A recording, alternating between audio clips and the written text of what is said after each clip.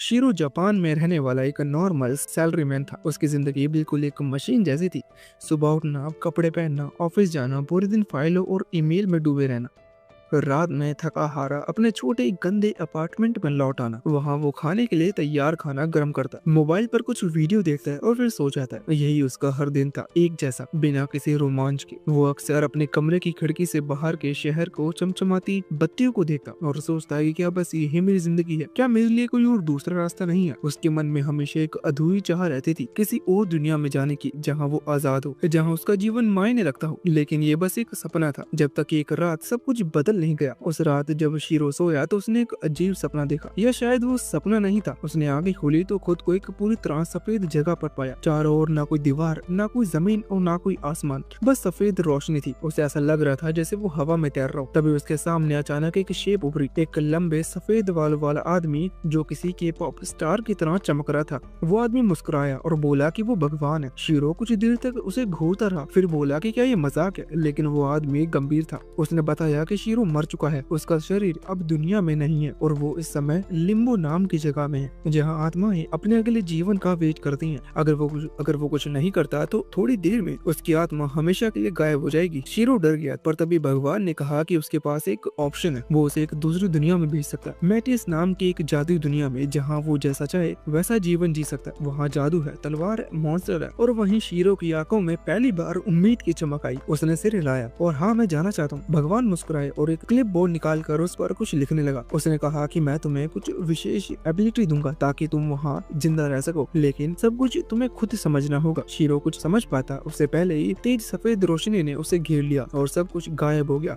जब शीरो ने दोबारा आंखें खोली तो वो एक ठंडी हवा के झोंके से जागा। उसने देखा कि वो एक घने हरे जंगल में पड़ा है। ऊपर नीला आसमान, चारों तरफ पेड़ पक्षी की आवाजें और मिट्टी की खुशबू। उसने अपने हाथों को देखा, वो अलग थे, मजबूत और चमकदार। उसने जल्दी से खड़ा होकर चारों ओर देखा और एक गहरी सांस ली। ये अब सपना नहीं था, ये उसकी नई जिंदगी थी। वो कुछ देर तक जंगल में घूमता रहा। उसे लगा जैसे वो किसी खेल में आ गया हो। उसे याद आया कि भगवान ने उसे स्काउटिंग की शक्ति दी थी, एक ऐसी शक्ति जिससे वो छिपी हुई या कीमती चीजें ढूंढ सकता है। उसने कोशिश की स्काउट, लेकिन कुछ हुआ नहीं। फिर उसने डिटेक्ट फाइंडर का यूज किया, जो कि उसकी एबिलिटी थी, लेकिन उसका भी कुछ खास यूज नहीं हुआ और वो परेशान होने लगा। क्या भगवान ने उसके साथ धोखा किया था? फिर उसने सोचा शायद उसे कोई और शब्द इस्तेमाल करना चाहिए। उसने कहा सर्च, और तभी एक नीली रोशनी उसकी आंखों के सामने तैरने लगी। पेड़ों, झाड़ियां और पत्थर पर छोटे छोटे निशान उभर आए, जैसे किसी ने उन पर निशान लगा दिए हों। वो वही चीज थी जिन्हें वो इकट्ठा कर सकता था, जड़ी बूटियां, पत्थर, फल और जादुई चीजें। वो बहुत खुश हुआ। उसने दूसरी एबिलिटी स्कैन को आजमाया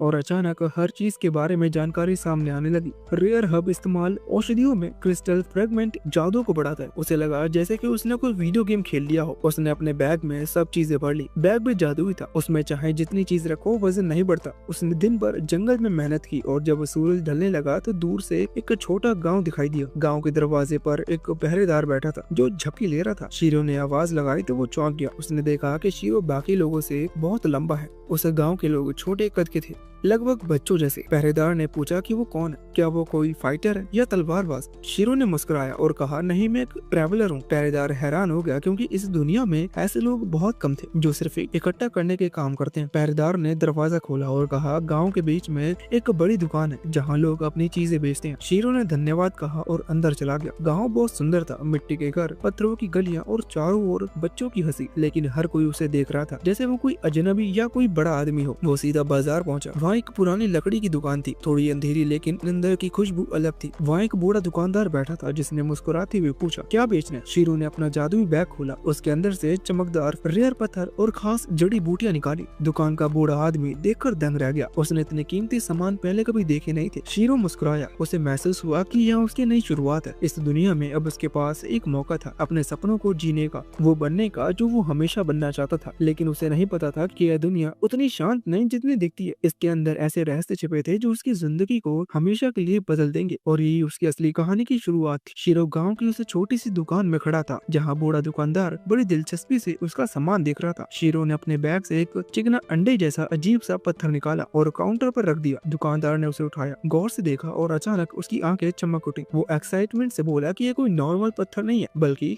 एंटीटर की बीट है, यानी कि एक रेयर जानवर की सूखी गंदगी। शीरो हैरान रह गया, लेकिन दुकानदार बहुत खुश था। उसने कहा कि उसने अपनी जिंदगी में इतना परफेक्ट नमूना कभी नहीं देखा। वो तुरंत बोला कि वो इसे 5 सिल्वर कॉइन में खरीदना चाहता है। शीरो ने जल्दी से हिसाब लगाया। 5 सिल्वर मतलब करीब $350 के बराबर। यहाँ तो उससे ज्यादा पैसा था जितना उसने अपने पूरे जीवन में कभी देखा भी नहीं था। वो बिना सोचे समझे मान गया। दुकानदार इतना खुश हुआ कि उसने वो पत्थर अपने गालों पर रगड़ना शुरू कर दिया, जैसे कोई बच्चा खिलौनों को पाकर खुश हो जाए। फिर उसने पूछा कि क्या शीरो के पास और भी कुछ बेचने के लिए है। शीरो ने मुस्कुराते हुए अपना पूरा बैग खाली कर दिया। उसके अंदर से तरह तरह की चीजें निकली, जड़ी बूटियां, पत्थर, फल और कुछ चमकदार टुकड़े जो शायद किसी क्रिस्टल के थे। दुकानदार की आंखें चौड़ी रह गई। उसने इतनी बढ़िया और रेयर सामान एक साथ पहले कभी देखा नहीं था। वो बोला, तुमने इतने अच्छे सामान के साथ किसी छोटे गाँव में क्यों आए? ये सब तो किसी बड़े शहर में लाखों में बिक सकता है। शीरो ने झूठ बोल दिया कि वो बस एक यात्री है जो अलग अलग जगहों से चीजें इकट्ठा करता रहता है और बेचता रहता है। दुकानदार ने उसकी बात पर ज्यादा सवाल नहीं किया, लेकिन उसके हुनर को पहचान लिया। उसने कहा कि अगर शीरो चाहे तो वो उसके लिए एक काम कर सकता है। पास की बर्फीली पहाड़ियों से कुछ कीमती क्रिस्टल लाने हैं, लेकिन उसने चेतावनी दी कि वहाँ खतरनाक मॉन्स्टर भी रहते हैं। शीरो थोड़ा हिचकिचाया, पर जब दुकानदार ने कहा कि अगर वो ये क्रिस्टल लाए तो उसे 20,000 कॉइन मिलेंगे, तो शीरो का मन तुरंत बदल गया। उसने प्रस्ताव को एक्सेप्ट कर लिया और दुकानदार को अलविदा कहा। शीरो गाँव की गलियों से होकर चल रहा था। शाम ढलने लगी थी और आसमान में हल्की ठंडी हवा भी बह रही थी। थोड़ी देर बाद उसे एक नॉर्मल सी जगह जहाँ ट्रैवलर ठहर सकते थे। उसने वहाँ एक कमरा लिया और अंदर चला गया। कमरे में एक सख्त बिस्तर था और एक छोटा सा दिया जल रहा था। दिन भर की थकान से उसका शरीर टूट रहा था। उसने लौटते हुए सोचा, काश एक अच्छा सा गर्म पानी का बाथ मिल जाता। इतने में दरवाजे पर दस्तक हुई। एक नौजवान लड़की कमरे में आई। उसके हाथ में पानी से भरा लकड़ी का टब था। उसने कहा कि ये नहाने के लिए है। शीरो ने टब को देखा और थोड़ा उलझन में पड़ गया। उसने पूछा, इससे क्या करूं? लेकिन लड़की ने हंसते हुए कहा कि उसे गीले तौलिए से खुद को साफ करना होगा क्योंकि वो काफी बदबू कर रहा। शीरो ने हैरानी से पूछा, यहाँ शावर नहीं है क्या? लड़की ने सिर हिलाया, नहीं, आम लोग तो बस ऐसे ही पानी से साफ होते हैं। असली बात तो सिर्फ अमीर लोग ही करते हैं। ये सुनकर शीरो को यकीन नहीं हुआ। उसे लगा जैसे यहाँ नहाने का कोई शाही अधिकार हो। लड़की ने फिर बताया कि कुछ जादूगर ऐसे होते हैं जो जादू से लोगों को नहला देते हैं, लेकिन वो इसके लिए पैसे लेते हैं। ये सुनकर शीरो के दिमाग में एक विचार आया। उसने तुरंत लड़की को कुछ पैसे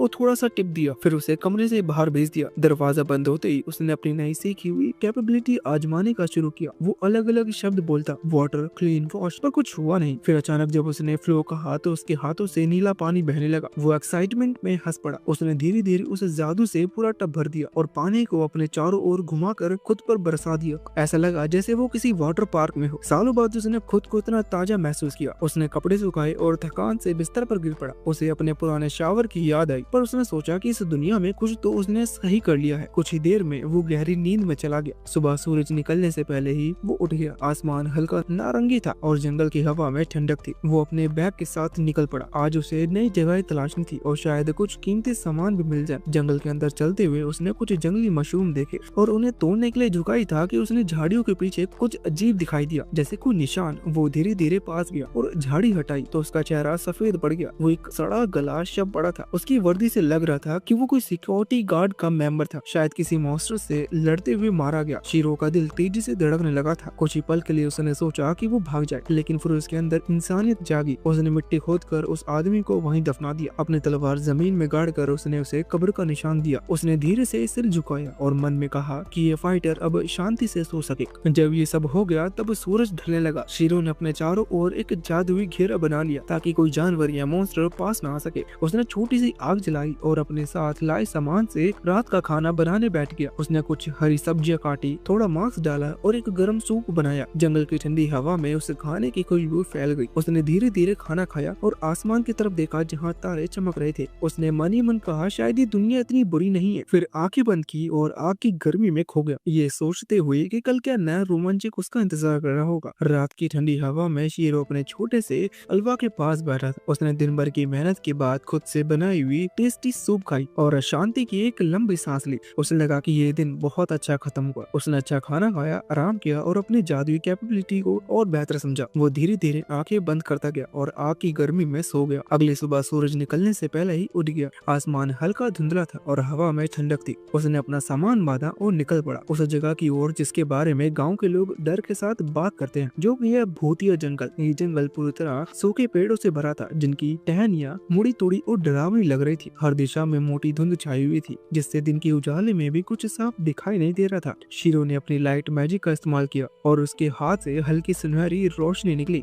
जो उसके आसपास का रास्ता दिखाने लगी। वो धीरे धीरे जंगल के अंदर बढ़ने लगा। मरी मन सोचते हुए कि यहाँ के बारे में कहा जाता है कि ये जगह मॉन्स्टर से भरी है, लेकिन जितनी दूर तक उसकी नजर गई वहाँ कोई जीवित चीज नजर नहीं आई। सब कुछ चुप था, जैसे जंगल ने अपनी सांस रोक ली हो। वो सावधानी से चलता हुआ इधर उधर देखने लगा और जहाँ भी कुछ कीमती चीज दिखती उसे इकट्ठा कर लेता। उसे कुछ पुराने पेड़ों की जड़ों के पास जादुई जड़ी बूटियां मिली, कुछ चमकदार पत्थर और एक टूटा हुआ कवच जो शायद किसी पुराने फाइटर का था। धीरे धीरे उसका बैग भर गया। उसे लगा कि अब समय है वापस लौटने का। वो जंगल के किनारे पर हल्की रोशनी देखता है और एक्साइटमेंट में दौड़ पड़ता है, लेकिन उसे नहीं पता था कि वो रोशनी का खतरनाक खाई के ठीक ऊपर से आ रही थी। वो पूरी रफ्तार में दौड़ा, अचानक नीचे गिर पड़ा। उसका दिल जैसे रुक गया। अगर उसने तुरंत कुछ नहीं किया तो उसकी जान चली जाएगी। उसी पल उसने उड़ने का जादू इस्तेमाल किया और उसका शरीर हवा में रुक गया। वो धीरे धीरे नीचे उतरा और सुरक्षित जमीन पर आ गया। उसने राहत की गहरी सांस ली। उसे एहसास हुआ कि वो मौत के कितने करीब आ गया था। उसने मन ही मन कसम खाई कि अब से और सावधानी रखेगा। उसने फिर से लाइट मैजिक का इस्तेमाल किया ताकि वो देख सके कि वो कहाँ है। चारों ओर पत्थरों और दीवारों से बनी एक बड़ी गुफा थी, लेकिन उसकी नजर तब चौंधियाई जब उसने देखा कि दीवारों में तरह तरह की धातुएं चमक रही थी। यहाँ तो खजाना था। उसने जल्दी से अपना छोटा हथौड़ा निकाला और काम पे लग गया। वो धीरे धीरे उन धातुओं को तोड़कर अपने बैग में भरता गया। थोड़ी ही देर में उसका बैग भारी हो गया। तभी उसे दूर से एक चमकती हुई धातु दिखाई दी। उसने सोचा कि आखिरी टुकड़ा निकल जाएगा, लेकिन तभी जमीन जोर से हिलने लगी भूकंप की वजह से। उसने जल्दी से आग का जादू इस्तेमाल किया और पत्थर का फायरबॉल फेंकी ताकि वो जल्दी टूट जाए। जैसे ही पत्थर टूटा, एक नीले रंग का धातु बाहर आया जिसे मिस्रिल और कहा जाता है। ये वही थी जिसे दुकानदार ने लेने को कहा था। शीरो के चेहरे पर मुस्कान आ गई और उसने सावधानी से बैग में रखा, लेकिन उसने लालच में एक और गलती कर दी। उसने सोचा थोड़ा और अंदर चलकर देख लेता हूँ।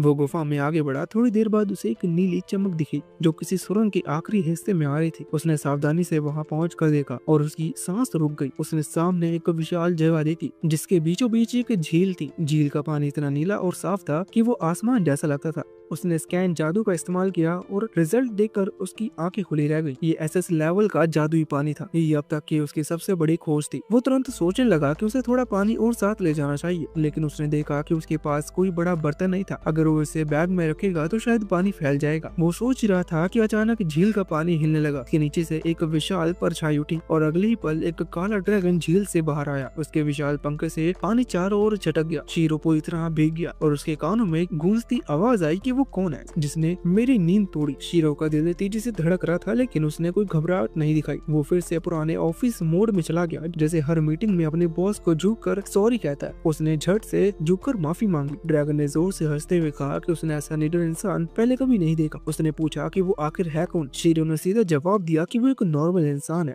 ड्रैगन ने सिर हिलाया, नहीं इंसान नहीं, मैं तुम्हारे अंदर से जादुई एनर्जी महसूस कर रहा हूँ। शीरो चुप रहा। ड्रैगन ने आगे कहा कि उसे उसकी मदद चाहिए। उसने बताया कि उसके पास एक अंडा है जो बहुत समय से नहीं टूटा और उसे लगता है कि सिर्फ कोई बहुत शक्तिशाली मैजिशियन वाला इंसान ही उसे तोड़ सकता है। ड्रैगन ने कहा कि वो इसे मुफ्त में नहीं करवाएगा और झील की सतह को छूते ही दर्जनों चमकते हुए मिस्रिल और बाहर निकल आएगा। शीरो की आंखें चमक उठी। उसने बिना सोचे समझे कहा कि वो मदद करेगा। ड्रैगन ने अपनी पूंछ से एक काला अंडा उठाया और हवा में उछाल दिया। शीरो ने उसे पकड़ लिया। उसने कान लगाकर सुना, पर कोई धड़कन नहीं सुनाई दी।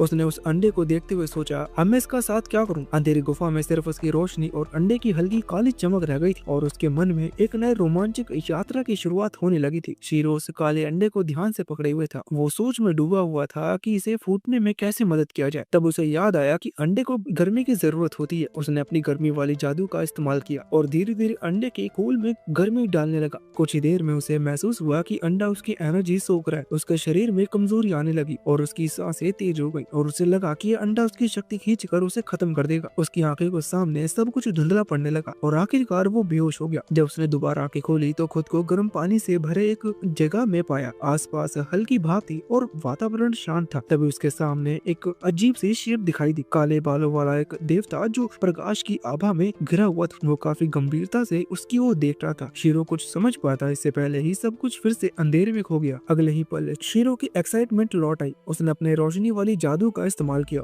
और उसने देखा कि अंडा अब फूट चुका है। अंडे के बीच में एक छोटा सा चमकीला ड्रैगन खड़ा था। उसके पंख अभी छोटे थे पर उनमें हल्की सी एनर्जी चमक रही थी। उसकी आंखों में मासूमियत थी और वो एक्साइटमेंट से इधर उधर देख रहा था। झील के अंदर से एक गहरी आवाज गूंजी। वो वही विशाल काला ड्रैगन था। उसने शीरो की मदद के लिए आभार जताया और बताया कि अब ये बच्चा शीरो के साथ रहेगा। शीरो को सुनकर विश्वास नहीं हुआ कि इतना रेयर प्राणी अब उसके साथ रहेगा और उसी के साथ आगे कंटिन्यू करेगा। धीरे धीरे वो ड्रैगन फिर झील की गहराइयों में समा गया और अब वहाँ सिर्फ शीरो और वो छोटा सा ड्रैगन बचा हुआ था। शीरो ने उसे छोटे ड्रैगन को एक नाम दिया, बी। दोनों साथ मिलकर गुफा से बाहर निकल गए। बाहर शाम का समय था। आसमान नारंगी और सुनहरे रंग से भरा हुआ था। ठंडी हवा चल रही थी और वहीं पहली बार खुले आसमान के नीचे उड़ने लगी। उसकी खुशी देखने लायक थी। शीरो ने पास की एक जगह चुनी और वहाँ रात बिताने के लिए शिविर लगाया। उसने झील से थोड़ा जादुई पानी भरा जो उस ड्रैगन की ग्रोथ के लिए बहुत जरूरी है। ये वही पानी था जिसे बड़े ड्रैगन ने अपनी शक्ति से शीरो के जादुई बैग से जोड़ दिया था ताकि वो जब चाहे उसे पा सके। बी ने वो पानी पीकर संतुष्टि महसूस की। वो बेहद मासूम लग रही थी। शीरो ने कुछ जादुई पत्थर निकाले और उनके थ्रू एक सुरक्षा घेरा बना लिया। अब कोई मॉन्स्टर उनके पास नहीं आ सकता था। शीरो ने फिर अपने जादू से एक पत्थर बनाया जो आग निकाल सकता था। उसने आग जलाकर रात का खाना तैयार करना शुरू किया।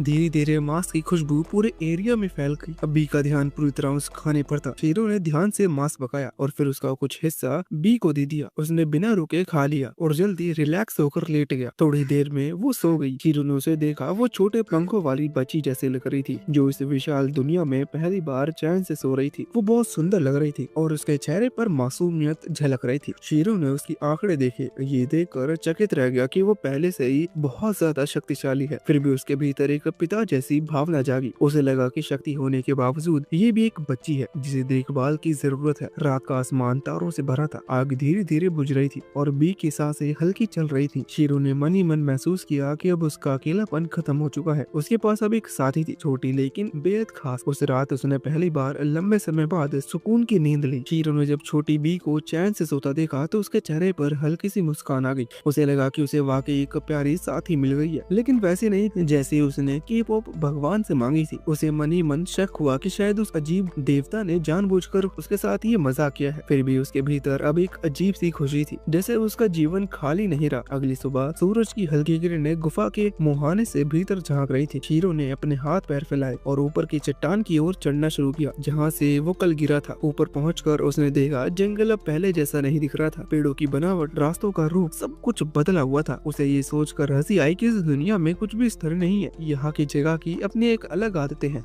बी अब पूरी तरह जाग चुकी थी और एक्साइटमेंट होकर चारों ओर उड़ रही थी, हर चीज को नएपन से देखती हुई। शीरो ने भी आसपास के इलाकों में कुछ यूजेबल जड़ी बूटियां खोजने की ठानी। कुछ देर में उसे रेयर पौधे मिल गए, लेकिन तब उसके शरीर में एक अजीब सी झंझनाहट हुई। अगली पल भी तेजी से उसकी ओर उड़ती आई। उसके पंख काफी अस्त व्यस्त हो गए थे और वो घबराई हुई लग रही थी। शीरो ने तुरंत अपनी खोजने वाली जादू का इस्तेमाल किया और हवा में कई निशान दिखाए जो आसपास छिपे मॉन्स्टर की उपस्थिति दिखा रहे थे। उसे ये देखकर हैरानी हुई क्योंकि कल से उसे यहाँ कोई भी जीव नहीं मिला था। अब उसे शक हुआ कि शायद उसकी पिछली बदबू ही थी जो मॉन्स्टर को दूर रखती थी और कल नहाने की वजह से अब उसे जितने भी मॉन्स्टर है अपनी तरफ अट्रैक्ट कर रहे हैं। लेकिन डरने की बजाय शीरो के भीतर एक एक्साइटमेंट जागी। उसे लगा कि अगर वो इन मॉन्स्टर को हरा दे तो उसे बहुत अच्छा मटेरियल मिल सकता है। तभी उसके पीछे एक तेज हवा का झोंका आया और एक सी रैंक रॉक फैल्कन हवा में मंडरा रहा था। बी उस डरावनी चोंच वाले प्राणी को देखकर कांप गई, लेकिन शीरो को वो किसी प्यारे पक्षी जैसा लगा, खासकर उस प्राचीन ड्रैगन की तुलना में जिसे वो झेल चुका था। उसने उस जीव की जानकारी देखी और पाया कि उसका मांस टेस्टी होता है। बस इतना जानना उसके लिए काफी था। उसने जादू से अपने चारों ओर एक ढाल बनाई और तुरंत बर्फीले तीरों की बौछार छोड़ दी। रॉक फैल्कन वहीं गिर गया। शीरो मुस्कुराया और एक नया मटेरियल का सोर्स मिल गया है। लेकिन बी ने अचानक डर से एक दिशा में इशारा किया। शीरो ने मुड़कर देखा। झाड़ियों के भीतर से कई भेड़िए निकल कर आए जिनकी पूंछें सांपों जैसी थी। वो सीधा उनके सामने खड़ा हो गया। उसने अपने शरीर पर हल्कापन और गति बढ़ाने का जादू इस्तेमाल किया।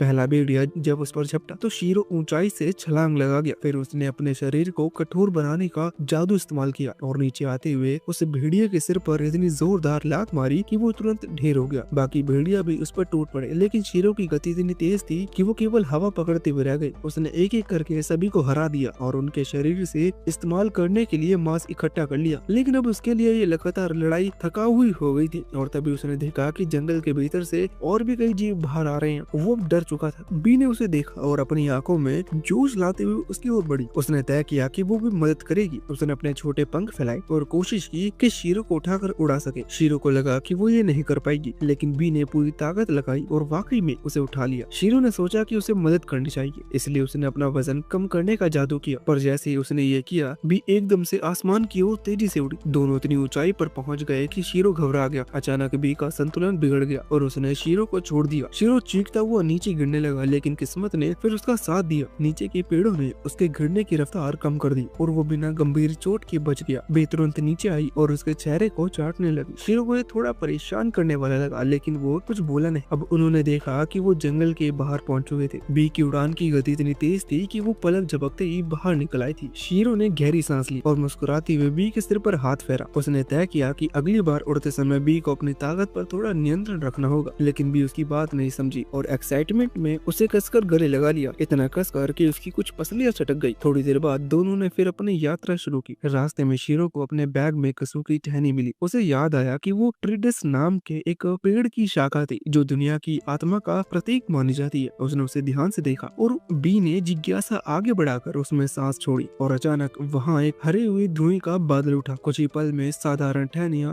एक चमकते हुए जादुई स्टॉक में बदल गई। शीरो ये देखकर दंग रह गया। उसने सोचा कि एक गैदर होने के बावजूद अब वो किसी जादूगर जैसा लग रहा है। उसी समय आसमान में एक जोरदार गूंज सुनाई दी और इसे सुन के शीरो तुरंत सतर्क रह गया। उसने जादू के लिए ऊर्जा तैयार की, पर बी उस दिशा में चली जहाँ से आवाज आई थी। शीरो चिंतित होकर उसके पीछे भागा और वहाँ पहुंचा जहाँ बी हवा में एक बड़े पेड़ के चारों ओर चक्कर लगा रही थी, मानो कुछ रहस्यमयी उसकी प्रतीक्षा कर रहा हो। जैसे ही शीरो उस विशाल पेड़ के पास पहुंचा, उसने देखा उसके तले एक थकी हारी एल्फ लड़की पड़ी थी। उसके कपड़े फटे हुए थे, बाल बिखरे थे और चेहरा सफेद पड़ा था। शीरो ने अंदाजा लगाया कि शायद उस पर किसी राक्षस ने हमला किया होगा, लेकिन तभी भयंकर आवाज गूंजी, इतनी गहरी और तेज कि जंगल की हवा तक थर्रा गई। शीरो चौंक गया। उसे लगा कोई नया खतरा आ गया है, लेकिन फिर उसे एहसास हुआ कि वो आवाज उस एल्फ के पेट से आई थी। एल्फ के चेहरे पर शर्म और भूख दोनों झलक रहे थे। दोनों 3 दिनों से उसने कुछ खाया नहीं था और अब उसका शरीर जवाब दे रहा था। उसने कमजोर आवाज में पानी मांगा। शीरो ने तुरंत अपनी बोतल उसकी ओर बढ़ा दी। वो एक ही सांस में पूरी बोतल खाली कर गई। पानी से उसकी हालत थोड़ी सुधरी, मगर पेट की तरफ अब भी बराबर थी। शीरो ने अपने बैग में रखा छोटा सा लंच बॉक्स निकाला जिसमें पिछली रात का बचा हुआ खाना था। उसने वो बॉक्स एल्फ को दे दिया। एल्फ ने कोई हेजिटेशन नहीं की। उसने जैसे ही पहला कौर खाया, उसकी आंखें चमक उठी। कुछ ही पल में बॉक्स खाली हो गया। उसके चेहरे पर एकदम से नई ऊर्जा दौड़ पड़ी। वो लगभग चमक रही थी, मानो उसने किसी मिस्टीरियस खाने को खाया हो। शीरो उसे ऐसे देखता रह गया जैसे किसी अजीब प्राणी को देख रहा हो। उसने मन ही मन सोचा कि एल्फ जैसी सभ्यता जाति अभी यहाँ कैसे हो सकती है। उसे उम्मीद नहीं थी। फिर उसने शांति से सोचा कि ये सब बस इसलिए है क्योंकि वो 3 दिन से भूखी थी। थोड़ी देर बाद उसने उससे पूछा कि पास में ही एक गांव है तो वो इतनी परेशानी में क्यों थी। एल्फ का चेहरा एकदम से गंभीर हो गया और उसकी आंखों में झिझक उतर आई। शीरो को उसकी चुप्पी समझ में नहीं आई। उसने मन में सोचा ये तो नए खिलाड़ी से भी कम तैयार निकली। उसे सोचकर मजा आया कि वो 3 दिन से बिना खाए पिए जंगल में थी और कोई तैयारी नहीं की थी। एल्फ उसकी बातों से कंफ्यूज हो गई। उसका गुस्सा उसके चेहरे पर साफ झलकने लगा, लेकिन जब वो झगड़ने को बढ़ी तो शीरो थोड़ा पीछे हट गया। उसकी नाक सिकुड़ गई। उसे लगा कि वो बहुत बुरी तरह से बदबू कर रही थी। उसने मन ही मन सोचा कि एल्फ जंगली फूलों जैसे खुशबू के लिए मशहूर होती हैं, लेकिन ये तो गोबर जैसी गंध दे रही है। एल्फ ने झोंकते हुए बताया कि वो कई दिनों से ट्रैवल कर रही थी और नहाने का मौका नहीं मिला। उसने जल्दी से उठकर उसका थैंक यू किया और वहाँ से जाने लगी। जाते जाते उसने मुड़कर पीछे कहा कि किसी अनजान से ऐसे मजाक करना बहुत अजीब होता है। शीरो कुछ पल खड़ा रहा, फिर उसके चेहरे पर हल्की मुस्कान आई। ये उसकी पहली मुलाकात थी एक एल्फ से, और वो भी इस अजीब अंदाज में। उसके बाद शीरो ने फिर से अपने काम पर ध्यान दिया। उसने कुछ और रेयर जड़ी बूटियां इकट्ठा की और धीरे धीरे जंगल से बाहर निकल आया। जैसे ही वो खुले मैदान में पहुंचा, बी ने आसमान में उड़ते हुए दूर किसी चीज की ओर इशारा किया। वो एक गाड़ी थी जो काफी दूर से उनकी ओर बढ़ रही थी। शीरो को ये देखकर हैरानी हुई कि बी ने 1 मील से भी ज्यादा दूरी से गाड़ी को देख लिया था। उसकी नजर वाकई गजब की थी। कुछ देर में गाड़ी पास पहुंची और शीरो का मुंह खुला रह गया। उसे खींचने वाला जीव एक चमकदार यूनिकॉर्न था। उसका शरीर बर्फ जैसा सफेद और सिंग नीले रंग की तरह दमक रहे थे। गाड़ीवान जो कि एक मीडियम एज का व्यापारी था, शीरो को देखकर चौंक गया। उसने गाड़ी रोकी और पूछा कि वो यहाँ क्या कर रहा है। शीरो ने बताया कि वो टॉर्मी गांव की ओर जा रहा है, वो भी पैदल। गाड़ी के भीतर से झांकते हुए उसके परिवार ने भी एक्साइटमेंट से उस अजनबी को देखा। व्यापारी ने शीरो के हाथ में पकड़े चमकते हुए स्टाफ को देखा और पूछा कि क्या वो कोई जादूगर है। शीरो थोड़ा हिचकिचाया और बोला कि नहीं, वो बस एक गैदर है, यानी कि मटेरियल इकट्ठा करने वाला। व्यापारी की आंखों में तुरंत सम्मान झलक पड़ा, क्योंकि इस दुनिया में ऐसे लोग बहुत कम होते हैं। उसने मुस्कुराते हुए शीरो को गाड़ी में सवारी करने का इनविटेशन दिया क्योंकि वो भी उसी दिशा में जा रहे थे। शीरो ने पहले हेजिटेशन किया, ये सोचकर कि वो भारी है और गाड़ी कमजोर, लेकिन व्यापारी ने हंसते हुए कहा कि कोई बात नहीं, यूनिकॉर्न के लिए कुछ वजन नहीं है। शीरो गाड़ी में बैठ गया। भीतर व्यापारी की पत्नी और उनके 2 बच्चे थे, एक लड़का और एक लड़की। बच्चे उसकी लंबाई देखकर हंस पड़े। उनके लिए वो किसी बड़े इंसान जैसा था, लेकिन डरावना नहीं बल्कि मजेदार। रास्ते भर वो सब बातें करते रहे। परिवार बेहद काफी काम थे। शीरो को ये देखकर हैरानी हुई कि ये लोग किसी अजनबी पर इतना भरोसा कर लेते हैं। उसे लगा कि वो बहुत मासूम है, शायद जरूरत से ज्यादा भरोसेमंद। जिज्ञासा में उसने पूछा कि अगर वो कोई डाकू हुआ तो? बच्चे मुस्कुराए और लड़के ने कहा कि वो झूठ बोल रहा है क्योंकि अगर वो बुरा आदमी होता तो घंटी बज उठती। शीरो ने हैरानी से पूछा कि कौन सी घंटी? तब व्यापारी की पत्नी ने एक छोटी सी घंटी दिखाई जिसके भीतर एक जादुई क्रिस्टल था। वो तभी बजती है जब कोई बुरा आदमी या कोई अपराधी उनके पास आता है। शीरो ये देखकर शॉक्ड रह गया। उसने सोचा कि वो भी ऐसा क्रिस्टल बना सकता है, शायद इससे भी बेहतर। थोड़ी देर बाद उसे एहसास हुआ कि उसने अभी तक अपना इंट्रोडक्शन ठीक से नहीं दिया। उसने पोलाइटनेस से कहा कि उसका नाम शीरो है। व्यापारी ने भी अपना इंट्रोडक्शन दिया। उसका नाम पाल्म है, उसकी पत्नी का नाम एलिजा और उनके बच्चों के नाम यूनान और कैन। गाड़ी धीरे धीरे आगे बढ़ती रही। यूनिकॉर्न की टापों की आवाज हवा में बन रही थी और शीरो को लगा कि शायद लंबे समय बाद उसे कुछ अपनापन महसूस हो रहा है। जब सब आपस में बातचीत कर रहे थे तब शीरो की पीठ से कुछ अजीब सी आवाजें आने लगी। बच्चे तुरंत शॉक्ड हो गए और एक्साइटमेंट से पूछने लगे कि उसकी जैकेट के नीचे क्या है। शीरो थोड़ा घबरा गया क्योंकि उसे डर था कि अगर किसी ने बी को देख लिया तो शायद ही कोई हंगामा हो जाएगा। उसने मुस्कुराते हुए कहा कि उसके पास एक रेयर जीव है जिसे देखकर वो हैरान रह जाएंगे। एलिजा ने हंसते हुए कहा कि इसमें डरने की क्या बात है, इस दुनिया में कई साहसी फाइटर के पास अपने अपने साथी मॉन्स्टर होते हैं। उसके ये कहने पर शीरो को थोड़ी हिम्मत मिली और उसने आखिरकार बी को बाहर निकालने का फैसला किया, लेकिन उससे पहले उसने मनी में चेतावनी दी कि वो किसी को काटे ना या कोई शरारत ना करे। जैसे ही बी बाहर निकली बच्चों की आंखें चमक उठी। उसका नन्हा चेहरा छोटी सी पंखी झिलमिला उठी और चमकती हुई सुनहरी आंखें देखकर वो शॉक्ड हो गए। उन्होंने बी को तुरंत गोद में उठा लिया और खेलने लगे। दूसरी ओर पाल्म और आइजला की आंखें चौड़ी रह गई। उन्होंने तुरंत पहचान लिया कि ये कोई साधारण जीव नहीं बल्कि एक ड्रैगन है। उनके चेहरे पर हैरानी और डर दोनों एक साथ थे। पाल्म ने गहरी सांस लेकर शीरो से पूछा कि क्या वो ड्रैगन नाइट है, वो योद्धा जो प्राचीन समय में ड्रैगन के साथ बंधन बनाते थे। शीरो ने सिर हिलाते हुए कहा कि नहीं, ऐसा कुछ नहीं है। उसने समझाया कि ये बस एक कोइंसिडेंस था, उसे एक ड्रैगन का अंडा मिल गया और उसने उसकी मदद से उसे फोड़ दिया। ये सुनकर परिवार भी काफी शॉक्ड हो गया। आइजला ने बताया कि ड्रैगन नाइट तो देखने में भी रेयर होते हैं और ड्रैगन का अंडा मिलना तो लगभग इम्पॉसिबल है। शीरो ने मनी मन सोचा कि अगर उसकी पुरानी दुनिया वाले एनीमे सच होते तो ड्रैगन नाइट जरूर शक्तिशाली और स्टाइलिश फाइटर होते। अब उसे इस दुनिया के बारे में और जानने की एक्साइटमेंट बढ़ गई। धीरे धीरे सूरज डूबने लगा और रात आई। पालम ने गाड़ी को किनारे रोककर रात बिताने का सुझाव दिया। सबने मिलकर एक छोटा सा कैंप बना लिया। शीरो ने जादुई रोशनी फैलाई और फिर कुछ जादुई पत्थर चारे ओर बिखेर दिए ताकि एक सुरक्षा घेरा बन जाए। उसने बताया कि ये पत्थर मॉन्स्टर को दूर रखेंगे। फिर भी परिवार ने ज्यादा भरोसा बी पर जताया। उन्हें यकीन था कि बी किसी भी खतरे को पहले ही बता लेगा। शीरो को थोड़ा अजीब लगा और वो हल्का सा निराश भी हुआ कि किसी ने उसके पत्थरों पर इतना विश्वास नहीं किया।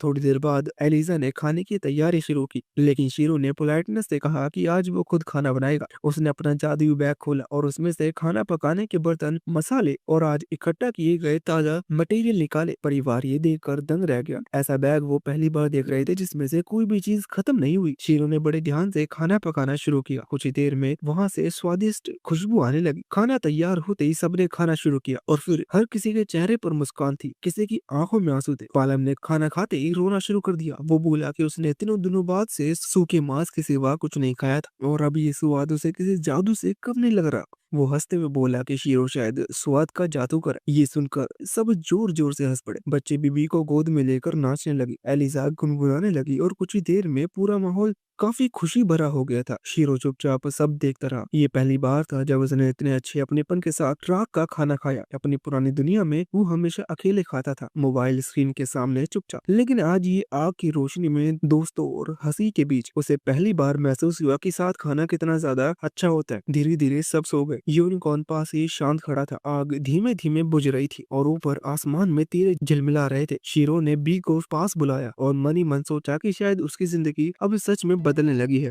अगली सुबह शीरो की आंख जल्दी खुल गई। सफर पर निकलने में थोड़ा वक्त था, तो वो अपने पास रखी कैंची को साफ करने लगा ताकि खुद को किसी काम में लगाए रखे। सुबह की ठंडी हवा थी, लेकिन उसमें एक ताजगी थी जो उसे अच्छा लग रहा था। नाश्ते के बाद निकलने का तय था, लेकिन शीरो के मन में कुछ और चल रहा था। उसे हमेशा से घोड़ा गाड़ी चलाने की इच्छा थी और आज उसे मौका मिल गया। वो पहली बार गाड़ी चलाने बैठा था। थोड़ी घबराहट थी, लेकिन धीरे धीरे उसने पकड़ बना ली। रास्ता लंबा था पर सफर आरामदायक रहा और थोड़ी देर में वो गाँव पहुँच गए। गाँव में उतरते वक्त शीरो के मन में संतोष था। उसे अच्छा लग रहा था कि उसने सफर में साथ दिया। थोड़ी ही देर बाद बाकी लोग गाड़ी लेकर वापस चले गए। जब वो सब जा रहे थे तब गांव का एक छोटा सा पहरेदार उन्हें देख रहा था। मौसम में हल्की गर्माहट थी, जैसे वाकई अब बसंत का मौसम आ चुका हो। उसी पहरेदार से शीरो को ये पता चला कि पोलन और उसका परिवार कितनी मुश्किलों से अपना गुजारा करते हैं। सर्दियों में जब शिकार नहीं हो पाता तब उनके पास खाने को कुछ भी नहीं होता। इसलिए जब शीरो का खाना खाया था तो उन्हें वैसा सुकून मिला था जैसा शायद बहुत दिनों बाद मिला हो। ये बात सुनकर शीरो को एहसास हुआ कि वो कितने भाग्यशाली है। उसके पास वो खास ताकत है जिससे वो जंगल और खतरनाक जगहों से जरूरी चीजें इकट्ठा कर सकता है, जबकि बहुत से लोग रोजमर्रा की जरूरतें भी मुश्किल से पूरी कर पाते हैं। इसके बाद वो सीधा गांव के दुकानदार जेरोम के पास गया। उसे जो सामान इकट्ठा करने के लिए कहा गया था वो दे दिया। साथ ही उसने एक छोटा सा ट्रेनिंग करने की सोची। जेरोम की ईमानदारी देखने के लिए उसने साधारण पत्थरों के बीच एक जादुई मिर्तल का टुकड़ा छुपा दिया। जेरोम ने सारे पत्थरों को बड़ी बारीकी से जांचा और आखिर में उस खास पत्थर को पहचान लिया। इससे शीरो को ये यकीन हो गया कि जेरोम भरोसेमंद इंसान है। इसके बाद उसे सलाह मिली कि अब वो ब्लेकाइन नाम के बड़े शहर की तरफ रुख रखे, जहां उसके जैसे लोगों के लिए ज्यादा मौके हैं। शीरो को मशहूर बनाने के लिए कोई चाह नहीं थी, लेकिन बड़े शहर का नाम सुनकर उसके मन में उत्सुकता जरूर पैदा हुई। जब वो सराय लौटा तो उसने ब्लेकाइन के बारे में जानकारी इकट्ठा की। वहाँ एक एडवेंचरस गिल्ड था जो अलग अलग कामों को लोगों में बांटता था, जैसे लड़ाई, सहायता या खोजबीन। शीरो को लगा कि जब वो एक नई दुनिया में आया है तो क्यों ना थोड़ा घूम फिर ले और कुछ नया सीखे। ब्लेकाइन जाने से पहले उसने टर्मी गांव में अपने बाकी काम निपटाना शुरू कर दिया। सबसे पहले वो उन जानवरों को प्रोसेस करवाने गया जिन्हें उसने पकड़ा था। काम होने में थोड़ा वक्त लगना था, इसलिए गांव वालों ने उसे अपने साथ एक छोटी सी दावत में बुला लिया। सबने साथ बैठकर खाना खाया, बातें हुई, मजाक हुआ और माहौल बहुत ही अपनापन भरा लगने लगा। अगली सुबह शीरो कसाई के पास पहुंचा। अब उसके पास सफर के लिए जरूरी सामान तैयार था, काफी खाना और मसाले। कसाई की पत्नी ने जाते जाते छोटी सी पोटली उसे दी जिसमें सफर का खाना पैक किया गया था। उसने कहा कि गांव के बहुत से लोग चाहते हैं कि शीरो थोड़ा और रुक जाए, लेकिन सब समझते थे कि उसे आगे बढ़ना है। शीरो के मन में भी गांव के लिए अपनापन था, लेकिन उसे पता था कि उसकी राह अब दूसरी है। दूसरी दुनिया बड़ी है और उसके जैसे इंसान के लिए बहुत से नए मौके वहाँ इंतजार कर रहे हैं। अब जब उसके पास जरूरी सामान था और मन में सफर का जोश भी, तो उसने तय कर लिया था कि अगला कदम ब्लेकाइन होगा। एक नया शहर, नई चुनौतियाँ और शायद एक नई शुरुआत। जाते जाते कसाई की औरत ने शीरो को सिर्फ एक टिफिन नहीं बल्कि पूरा खाना ही पैक करके दे दिया था। एक ट्रैवल लंच। उसे देखकर ही लग रहा था कि अब तो खाने की चिंता कुछ दिनों के लिए खत्म हो गई है। खाना लेकर शीरो अपने कमरे में लौट गया। अब उसके पास बस एक ही काम बचा था, ये सोचना कि उस कीमती जादुई मिर्तल पत्थर का क्या किया जाए। जोरम ने पहले ही कह दिया था कि वो इतना महंगा पत्थर खरीद नहीं सकता, तो अब शीरो को समझ में नहीं आ रहा था किसका करे क्या। एक तरफ वो जानता था कि पत्थर बहुत कीमती है, ऐसे ही फेंका नहीं जा सकता, लेकिन दूसरी तरफ उसे ये भी महसूस हो रहा था कि गाँव के लोग उसके साथ इतने अच्छे रहे हैं, तो शायद वो इस पत्थर से कुछ ऐसा बना सकता है जो उनके काम आए। सोचते सोचते उसकी नजर टेबल पर रखी अपनी पुरानी लालटेन पर पड़ी। वहीं से उसे एक आइडिया आया। उसने खुद एक जादुई पत्थर को उस लालटेन के साथ जोड़ने की कोशिश की। थोड़ी मेहनत और समझदारी से उसने दोनों को जोड़ लिया और एक चमकदार रोशनी के साथ एक नया जादुई आइटम बन गया। अगली सुबह जब वो गाँव छोड़ने के लिए तैयार हुआ तो पूरा गाँव उसे विदा करने के लिए बाहर खड़ा हुआ था।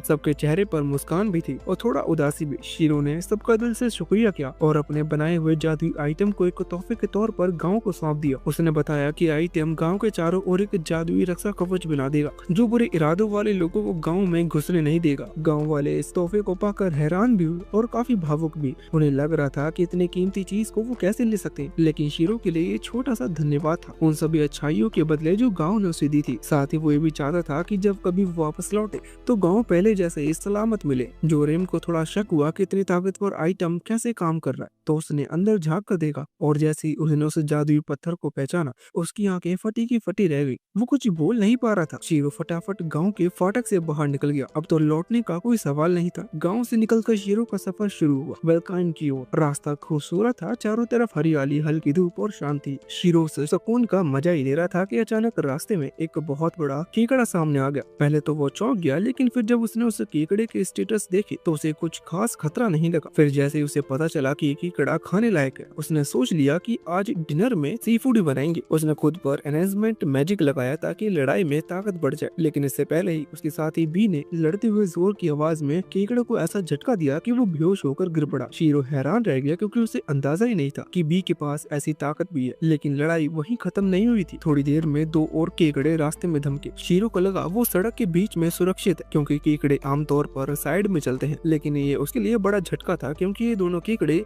सीधे उसकी ओर दौड़ने लगे। अब हालत ये हो गई है कि वो दोनों के बीच में फंस गया और लगने ही वाला था कि वो बुरी तरह कुचल जाएगा, लेकिन एन वक्त पर बी ने उसे ऊपर हवा में खींच लिया और दोनों केकड़े आपस में टकरा गए। इस बार शीरो ने राहत की सांस ली और बी का मन ही मन शुक्रिया अदा किया, लेकिन अभी एक केकड़ा बाकी था और वो जो पहला बेहोश हुआ था अब होश में आ गया था और सीधा शीरो की तरफ दौड़ पड़ा। शीरो ने झटके से अपना स्टाफ बुलाया और पूरा जोर लगाकर उसे हवा में उछालते हुए खत्म कर दिया। अब जब सभी केकड़े खत्म हो गए तो शीरो ने सोचा कि अब खाना तैयार किया जाए। उसने अपनी बाहें को हार्डनिंग मैजिक से तेज और मजबूत बना लिया, एक तरह से उसे चाकू जैसा बना लिया और सारे केकड़ों के पंजे और टांगे काट कर अलग कर दी। फिर थोड़ी ही देर में उसने सब कुछ उबालने के लिए एक बड़ा सा बर्तन निकाल लिया। ये मत पूछो कि बर्तन कहाँ से आया। उसमें पानी और नमक डाला और उबालने रख दिया। कई घंटों बाद जब मीट अच्छे से पक गया तो शीरो और बी दोनों ने मिलकर खाना शुरू किया। उन्हें स्वाद इतना अच्छा लगा कि शीरो ने मन में ही तय कर लिया अब से रास्ते में जितने भी खाए जाने वाले राक्षस मिलेंगे वो उन्हें हराएगा और हर एक का स्वाद चखेगा। कुछ दिन बाद शीरो और बी वेलकाइम नाम के बड़े शहर के दरवाजे पर पहुंच। शहर के किले जैसे ऊंची और मजबूत दीवारों को देखकर शीरो दंग रह जाता है। दरवाजे पर भारी भीड़ लगी हुई थी और सबकी जांच की जा रही थी तो वो इन लाइन में लग गया। जब उसका नंबर करीब आने लगा तो उसे ध्यान आया कि उसके पास जो जादुई बैग है जिसमें अनगिनत चीजें समा जा सकती हैं, वो अगर गार्ड्स को दिख गया तो मुश्किल हो सकती है। इसलिए उसने बैग को छुपाने के लिए थोड़ा बदलाव कर लिया ताकि वो किसी आम बैग की तरह लगे। जब उसकी बारी आई तो उसे बाकी उसे अलग एक कमरे में ले जाया गया जहाँ कुछ गार्ड्स उसकी जांच करने लगे। एक गार्ड उसके सामान को देखने लगा और दूसरा उनसे पूछने लगा कि वो वेलकम क्यों आया है। शीरो ने बता दिया कि वो एडवेंचरस गिल्ड में शामिल होना चाहता है। गार्ड को बात समझ में आई क्योंकि वेलकाइम में पूरे महाद्वीप का सबसे बड़ा गिल्ड। हालांकि गार्ड को शीरो पर शक नहीं हुआ, लेकिन फिर भी वो अपनी ड्यूटी निभा रहा था। उसने बताया कि वो अवेयर्स नाम का एक डिवाइस से शीरो की जांच करेगा। शीरो को इसके बारे में कुछ पता नहीं था, लेकिन उसे समझ में आ गया कि इससे उनकी जांच होगी कि वो किसी खतरे वाला इंसान तो नहीं। उसे कोई दिक्कत नहीं थी क्योंकि या तो ये टेस्ट था या फिर पूरी तरह की तलाशी जो और भी अजीब होती है। तो गार्ड्स ने उस डिवाइस से स्कैन किया और कुछ सेकंड बाद बोला कि सब ठीक है, कोई परेशानी नहीं। शीरो को थोड़ा जिज्ञासा हुई कि गार्ड्स ने उसमें क्या देखा, तो उसने अपनी ताकत का इस्तेमाल कर उस डिवाइस को स्कैन किया। उसे दिखा कि उसकी स्टेटस विंडो में बस यही लिखा था कि वो मैजिक यूज कर सकता है। उसे राहत मिली कि जो लंबी लिस्ट उसे ईश्वर ने दी थी ताकतों की वो सब इसमें नहीं दिखी। गार्ड्स ने कहा कि अब वो शहर में जा सकता है, लेकिन जाते जाते एक ने उससे एक सवाल और पूछा, स्क्रीन में ड्रैगन्स की ब्लेसिंग क्यों दिखाई दे रही है। शीरो को याद आया कि शायद ये उसकी साथी बी की वजह से, तो उसने उसे बाहर बुला लिया। जैसे बी बाहर आई दोनों गार्ड्स उसकी क्यूटनेस देखकर हैरान रह गए। अच्छी बात ये थी कि शहर में पालतू ड्रैगन रखने के लिए कोई मनाही नहीं थी, लेकिन नियम के मुताबिक बी पर मालिक की पहचान का कोई निशान लगना जरूरी था। शीरो के पास कोई कॉलर नहीं था, लेकिन उसे याद आया कि कुछ दिन पहले पोलैंड के बच्चों ने उसे एक लकी चार्म दिया था। उसने वही टोकन निकाल कर बी के पूंछ पर बांध दिया और गार्ड को ये काफी समझ में आया। गार्ड्स ने बताया कि अब उन्हें बस एक रिपोर्ट फाइल करनी है जिसमें मेयर को बताया जाएगा कि एक ड्रैगन शहर में आया है,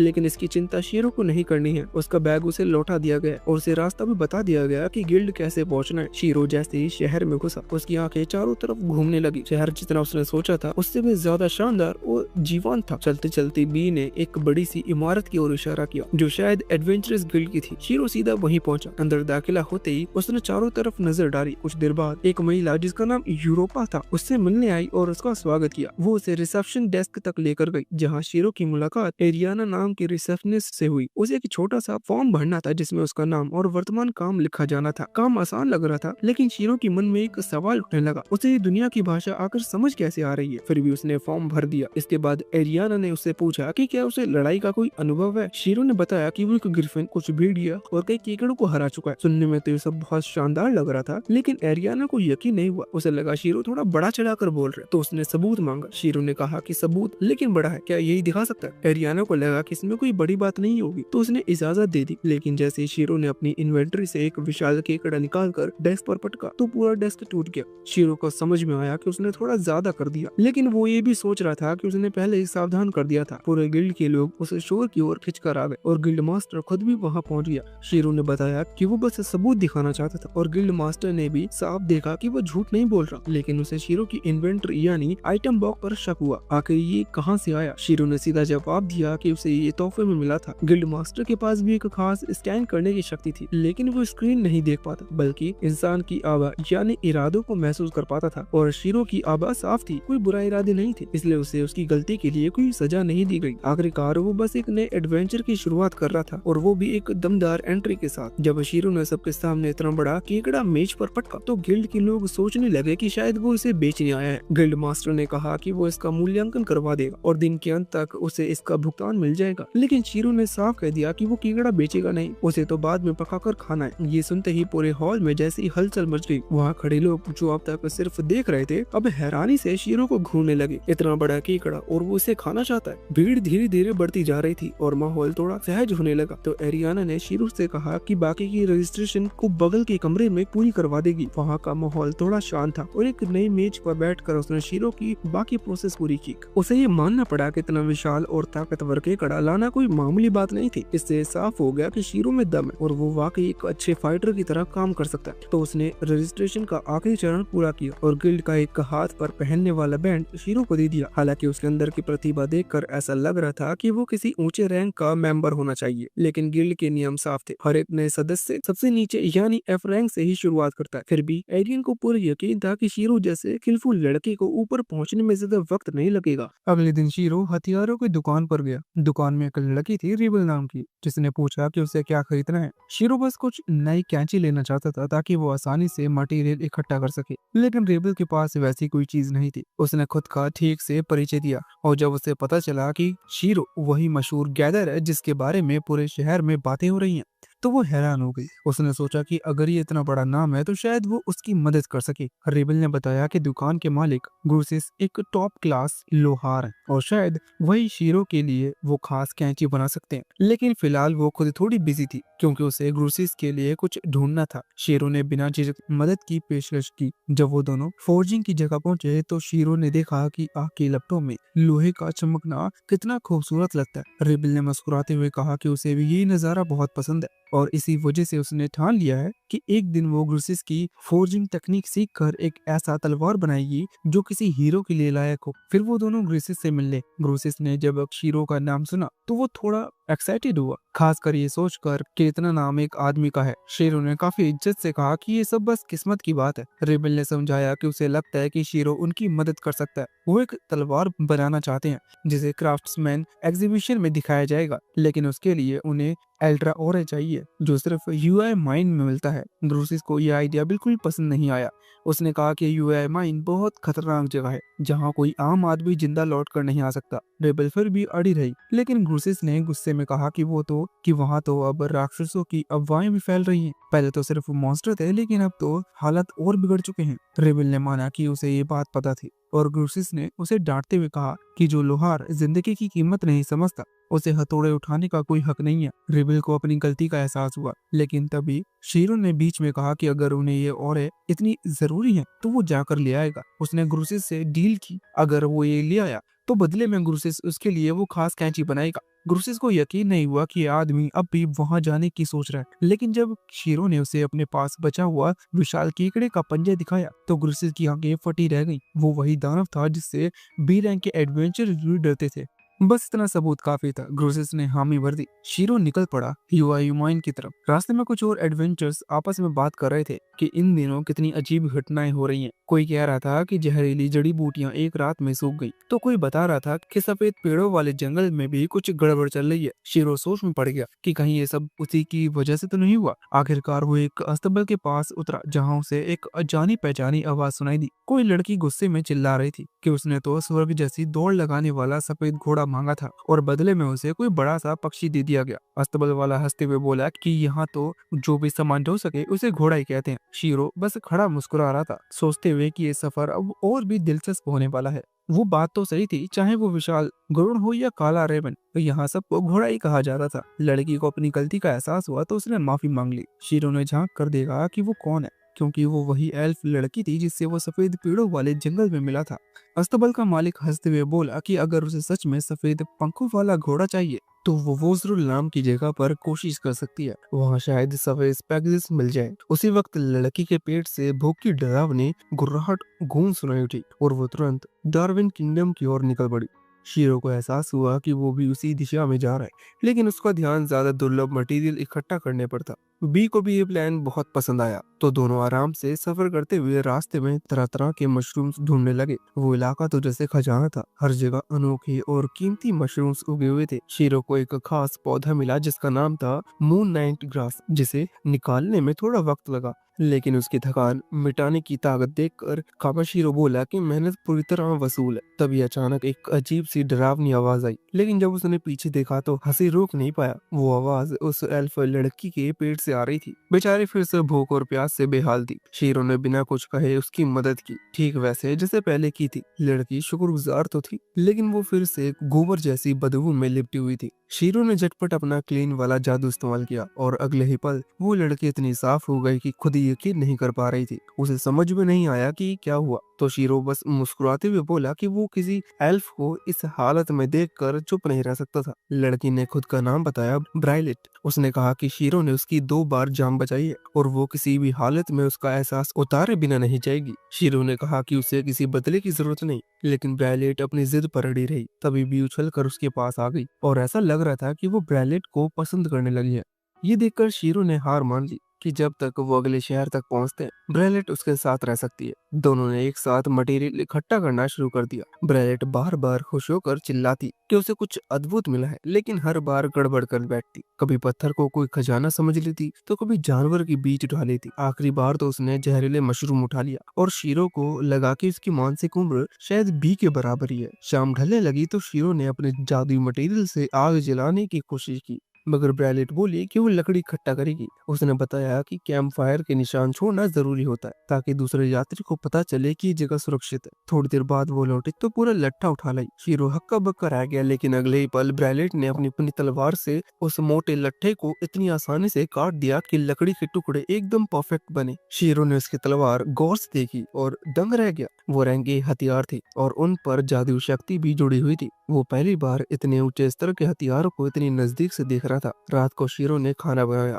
और वैलेट ने पहली बाइट में ही तारीफ की झड़ी लगा दी। डम्पलिंग्स का चबाने वाले टेक्सचर और सब्जियों का गाढ़ा स्वाद उसे बेहद पसंद आया। खाते खाते शीरो ने बताया कि वो एक खाने में इड्रा और ढूंढ जा रहा। ब्रैलेट ने कहा कि वो आसमान के सफेद पेगासस की तलाश में निकली है, वहीं जिसे उसकी बड़ी बहन हमेशा से पाना चाहती थी। उसकी आंखों में एक अजीब सा लक्ष्य था, जिसे कुछ भी हो जाए वो अपना लक्ष्य छोड़ेगी नहीं। शीरो ने लगा माहौल अचानक गंभीर हो गया, लेकिन तभी ब्रैलेट ने हंसते हुए फिर खाना खाना शुरू कर दिया और बोली कि इतना स्वादिष्ट खाना तो उसने कभी नहीं खाया। शीरो बस मुस्कुरा दिया। शायद सफर लंबा था, लेकिन साथ ही दिलचस्प जरूर मिले। तीसरी बार जब ब्रैलेट ने शीरो का बनाया हुआ खाना खाया तो उसने मजाक में कहा कि अब उसका कर्ज उस पर और बढ़ गया है। शीरो ने थोड़ी देर सोचकर कहा कि अगर वो सच में उसे कुछ लौटाना चाहती है तो वो उसकी बॉडीगार्ड बन जाए। ब्रैलेट को ये बात काफी दिलचस्प लगी। उसे लगा कि कोई और ज्यादा साहसी काम होगा, लेकिन फिर भी उसे ये सुझाव अच्छा लगा। उसे लगा कि शायद किस्मत ही उन्हें साथ लाई है, तो उसने खुशी खुशी ये प्रस्ताव मान लिया। रात को हालांकि शीरो को अपने फैसले पर थोड़ा पछतावा हुआ। बी का खर्राटा पहले से और भी ज्यादा तेज हो गया और अब ब्रैलेट की खर्राटे की नई आवाज ने तो नींद के नामो निशान मिटा दिए थे। बेचारा सारी रात करवटें बदलता रहा। अध सोया शीरो और उसकी टोली ड्रेविन किंगडम की सीमा पर पहुंची, जहां एक बड़ी नदी बहती थी। नदी पार करने के बाद उनका पहला स्टॉप था एक रेस्टोरेंट, जहां वो दोनों ड्रेविन की खासियतें चखेंगे। दोनों ने एक साथ कहा कि उनका एक दोस्त है जिसे डिश बहुत पसंद है, और मजे की बात ये थी कि दोनों ही अपने जिस दोस्त की बात कर रहे थे वो पिछली जाति का था। शीरो को ये एक अजीब सा संयोग लगा, लेकिन जब ब्रैलेट ने कहा कि उसका वो दोस्त अनोन रीड ड्रैगन किंग कहलाता है तो सब साफ हो गया। वो दोनों क्ले की बात कर रहे थे और जैसे किस्मत को ये मजाक पसंद हो। क्ले तो उसी की रेस्टोरेंट में मौजूद था। क्ले तो दोनों को देखकर काफी शौक हो जाता है कि उसके दो दोस्त आपस में दोस्त बन गए, लेकिन तुरंत बाद उसका चेहरा गुस्से में भर गया। उसने शीरो को डांट दिया कि वो बिना बताए शहर छोड़ गया। शीरो ने सफाई दी कि उसने गिल्ड में सूचना छोड़ दी थी, पर क्ले बोला कि वो बहुत ही ज्यादा स्पष्ट जानकारी थी। शीरो ने बताया कि वो ड्रैगन किंगडम आया है इड्रा और की खोज में क्ले ने बोहें चढ़ाई और कहा कि उसके जैसे रैंक वाले लोगों को इतने खतरनाक माइनिंग कॉन्ट्रैक्ट लेने की भी इजाजत नहीं होती। शीरू ने शांत स्वर में कहा कि कुछ काम ऐसे होते हैं जो बस करने ही पड़ते हैं। क्ले ने सिर हिलाया और समझाया कि यूआर माइन कितनी घातक जगह है। वहाँ का नाम सुनकर एक्सपीरियंस एडवेंचर भी डर जाते हैं। उसने पूछा कि शीरो को उसके बदले में क्या इनाम मिल रहा है। शीरो ने गर्व से बताया कि ब्रूसिस उसके लिए सबसे बेहतरीन कैंची बनाएगा। क्ले ने हैरान होकर कहा कि क्या बस इतना ही। शीरो मुस्कुरा दिया और बोला कि असली इनाम तो दोस्ती है। एक टॉप क्लास ब्लैक स्मिथ से रिश्ता बनाना ही अपने आप में बहुत बड़ा सौदा है। क्ले ने हंसते हुए कहा कि वो शायद बहुत बोला है, लेकिन शीरो ने जवाब दिया कि एक गैदर के लिए कैंची तलवार से ज्यादा कीमती कुछ नहीं होता। इतना कहकर उसने देखा कि ब्रैलेट ने अपना खाना खत्म कर लिया है, तो वो उठने ही वाला था कि क्ले ने कहा कि वो भी उसके साथ माइन तक चलेगा। वैसे भी वो उसी दिशा में जा रहा था ताकि अपनी स्पेयर की मरम्मत करवा सके। शेरू इतना हैरान हुआ कि बोल नहीं पाया, लेकिन ब्रैलेट ने उसकी तरफ से जवाब दे दिया। उसने मुस्कुराकर कहा कि अब क्ले भी बॉडीगार्ड की टीम में शामिल है। क्ले थोड़ा उलझा, लेकिन जब ब्रैलेट ने बताया कि उसने शेरों की रक्षा करने की शपथ ली थी, तो क्ले को ये आइडिया पसंद आ गया। दोनों इतने ताकतवर योद्धा थे कि कोई और उनकी जोड़ी देखकर डर जाए, लेकिन ना जाने क्यों शीरो को अंदर ही अंदर एक अजीब सी बेचैनी महसूस हो रही थी। थोड़ी देर बाद वोजरो सिटी के गेट पर पहुंचे, जहां शहर में घुसने के लिए लंबी कतार लगी हुई थी, मगर क्ले का वहां एक गार्ड से पुराना रिश्ता था, तो गार्ड ने उन्हें बिना लाइन लगे ही अंदर जाने दिया। चलते चलते उसने बताया कि वोजरो सिटी दरअसल एक विशाल खान के भीतर बसा हुआ है, जिसे कभी लोहे की खुदाई में बने गुफाओं के बीच बनाया गया था। ये जगह सचमुच देखने के लायक थी। पत्थरों में चमकती रोशनी और जादुई यंत्रों से सजा हर कोना जैसे किसी और दुनिया का हिस्सा लगता था। गार्ड ने मुस्कुराकर कहा कि ड्रैगन किंग ने खुद क्ले को बुलाया है। शीरो को यकीन नहीं हुआ, लेकिन क्ले ने सिर झुकाकर कहा कि उनका रिश्ता थोड़ा जटिल है। गार्ड हंसकर बोला कि इसमें जटिल क्या है, यही तो वो व्यक्ति जिसने शहर को थंडर किंग से बचाया था। शीरो की आंखें फटी रह गईं। उसे अंदाजा भी नहीं था कि क्ले इतना बड़ा हीरो है, लेकिन क्ले ने बस कंधा उचका दिया और बोला कि वो कोई बड़ी बात नहीं थी। उस वक्त ड्राफ्ट लोग तो हथियार बना सकते थे, पर खुद उन्हें चला नहीं पाते थे, इसलिए उन्हें एक डिविल मॉन्स्टर का कर चुकाना पड़ता था। लेकिन जैसे ही वो दानव किले के सामने आया, उसने बस एक नजर डाली और बिना कुछ कहे भाग गया। शीरो को अब समझ आया कि वो जिसे बस दोस्त समझ रहा है, वो असल में एक ऐसी ताकत था जिसने पूरे राज्य की किस्मत बदल दी थी। गार्ड ने मुस्कुराते हुए कहा कि उस दिन की याद में क्ले की एक विशाल मूर्ति बनाई गई। क्ले ने जब वो मूर्ति देखी तो उसके चेहरे पर शर्म और झिझक दोनों झलक रहे थे। शीरो ने हंसते हुए कहा कि चिंता मत करो, मूर्ति तुम जैसी नहीं दिखती, उसे कोई पहचान भी नहीं पाएगा। क्ले ने उसे घूर कर देखा, लेकिन हल्की मुस्कान उसकी होठों पर भी आ गई। जब वो राजा से मिलने पहुंचे तो क्ले ने सबसे पहले शिकायत की कि उसे मूर्ति बनाने की जरूरत थी। राजा जोर से हंस पड़ा। दोनों की बातें में साफ झलक रहा था कि उनके बीच पुरानी दोस्ती है। शीरो ने झुककर राजा को इंट्रोड्यूस दिया, तो राजा ने शीरो से कहा कि बताओ ड्रैगन किंगडम क्यों आए हो। शीरो ने ग्रूसिस का दिया वो एक पत्र राजा को सौंप दिया, जिसमें लिखा था कि शीरो को माइन में घुसने दिया जाए। राजा का चेहरा गंभीर हो गया। उसने बताया कि कुछ महीनों पहले आए हुए भीषण भूचाल के बाद वो खान राक्षसों का अड्डा बन गई थी। लेकिन जब शीरो ने कहा कि उसे ये सब पता है और फिर भी वो अंदर जाने वाला है, तो राजा हैरान रह गया। क्ले ने आगे बढ़कर कहा कि वो खुद शीरो की सुरक्षा की जिम्मेदारी लेगा और ब्रेलेट भी कोई साधारण योद्धा नहीं है। राजा ने तीनों को गौर से देखा और क्ले के भरोसे के कारण उसने उन्हें अनुमति दे दी, पर साथ ही एक नई जिम्मेदारी भी थाम दी। उसने कहा कि वो न सिर्फ खनिज ढूंढे, बल्कि ये भी पता लगाएंगे कि खान के भीतर मॉन्स्टर की गड़बड़ी का असली कारण क्या है। शेरो ने तुरंत कहा कि उसका मकसद तो बस एल्ड्रा और इकट्ठा करना है, लेकिन तब तक देर हो चुकी थी। किले पहले ही एक्साइटेड हो चुका था और उसने मिशन को एक्सेप्ट कर लिया। कुछ देर बाद शहर के एडवेंचर गिल्ड के प्रमुख रिसेप्शनिस्ट एक ठिकाने पर मजबूत ड्राफ्ट जोम्बो उनके सामने मिलने आया। उसने कहा कि वो उन्हें खान के अंदर तक गाइड करेगा। माइन में काफी ज्यादा अंधेरा था, तो ब्रैलेट हैरान रह गई जब शीरो ने जादू से रोशनी पैदा कर दी। फिर उसने खान का नक्शा देखा और रिड नाम का जादू किया, जिससे पूरा नक्शा उसके दिमाग में दर्ज हो गया। बाकी सब दंग रह गए। एक साथ दो जादू करना कोई मामूली बात नहीं थी, लेकिन शीरो ने इसे हल्के में लेते हुए बस आगे बढ़ने का इशारा किया। अंदर जाते हुए शीरो की विशेष क्षमता ने बताया कि इस इलाके में खनिज की प्रक्रिया बहुत ज्यादा है। जंबो को यकीन नहीं हुआ कि कोई सिर्फ दीवार देखकर ये सब बता सकता है। तभी बी ने भी चेतावनी दी कि कुछ नजदीक आ रहा है। शीरो ने सर्ज जादू का इस्तेमाल किया और दो विशाल मकड़ियों का पता चला। क्ले ने बिना वक्त गवाए पहली मकड़ी को खत्म कर दिया और शीरो ने दूसरी को सुन्न कर दिया। ब्रैलेट ने बिजली सी फुर्ती से अपने खंजर घुमाए और उसे खत्म कर दिया। एक छोटी सी जश्न के बाद वो आगे बढ़े। जैसे जैसे वो गहराई में उतरे, शीरो को महसूस हुआ कि जादुई ऊर्जा की संग्रता बढ़ रही है। अचानक वो एक अलग दिशा में मुड़ गया, तो जम्बो ने कहा कि वो तो बंद बंद रास्ते की तरफ जा रहा है, लेकिन शीरो के सेंस कुछ और ही कह रहे थे। दीवार के भीतर कुछ छुपा हुआ था। उसने ज़ोंबो से परमिशन मांगी कि वो खुद अपने तरीके से खुदाई करे। ज़ोंबो ने सिर हिलाकर हामी भर दी। फिर उसने अपने जादुई प्रोजेक्टाइल छोड़े। एक्सप्लोजन्स, धमाके से दीवार पूरी तरह उड़ गई। धूल बैठी तो सामने एल्ड्राइट वैन का विशाल भंडार चमक रहा था। शीरो थोड़ा निराश हुआ कि ये एल्ड्रा और नहीं है, पर ज़ोंबो ने बताया कि एल्ड्राइट तो उससे भी ज्यादा कीमती है। शीरो ने अपनी जादुई स्कैन सर्च की। ये ए रैंक का मटेरियल था। क्ले ने महसूस किया कि उस पत्थर से मानो जादू की लहर निकल रही हो, और बोला कि ये तो लगभग मैजिक स्टोन जैसे हैं। इसी बीच बी ने फिर से चेतावनी दी। इस बार आवाज में बेचैनी थी। बाकी सब आगे बढ़े, लेकिन ज़ोंबो के चेहरे पर डर उतर आया। उसने जो देखा वो उसका सबसे बड़ा नाइटमेयर सा था। सामने एक असली राक्षस खड़ा था। सभी के पैरों तले जमीन खिसक गई, लेकिन शीरो की आंखें अचानक ठंडी और केंद्रित हो गई। वो आगे बढ़ा और बाकी सबको पीछे रहने को कहा। बाकी लोग उसे रोकना चाहते थे, मगर उसने बस इतना कहा कि ये शिकार उसका और बी का है। शीरो और उसकी टीम की जीत की खुशी में बी झट से उसके पास आकर उसे गले लगा लेती है। दोनों इतने खुश होते हैं कि जैसे छोटे बच्चे किसी त्योहार में नाच रहे हैं, लेकिन असल में शीरो की खुशी की वजह कुछ और थी। उसके सामने जो विशाल कीकड़ा खड़ा था वो उसे बेहद स्वादिष्ट लग रहा था। वो तो इतना एक्साइटेड था कि उसे लगा अगर मौका मिला तो वो उसका कच्चा मांस भी खा सकता है। अब वो दोनों यूं ही नाचते हुए बेवकूफों की तरह मस्ती कर रहे थे। क्ले और विल हैरान होकर उन्हें देख रहे थे। तभी विल ने शीरो को टोका कि सामने खड़ा वो मॉन्स्टर कोई मजाक नहीं बल्कि एक ए रैंक का मॉन्स्टर है। शीरो का तभी होश आया और उसने देखा कि वो कीकड़ा उस पर हमला करने ही वाला है।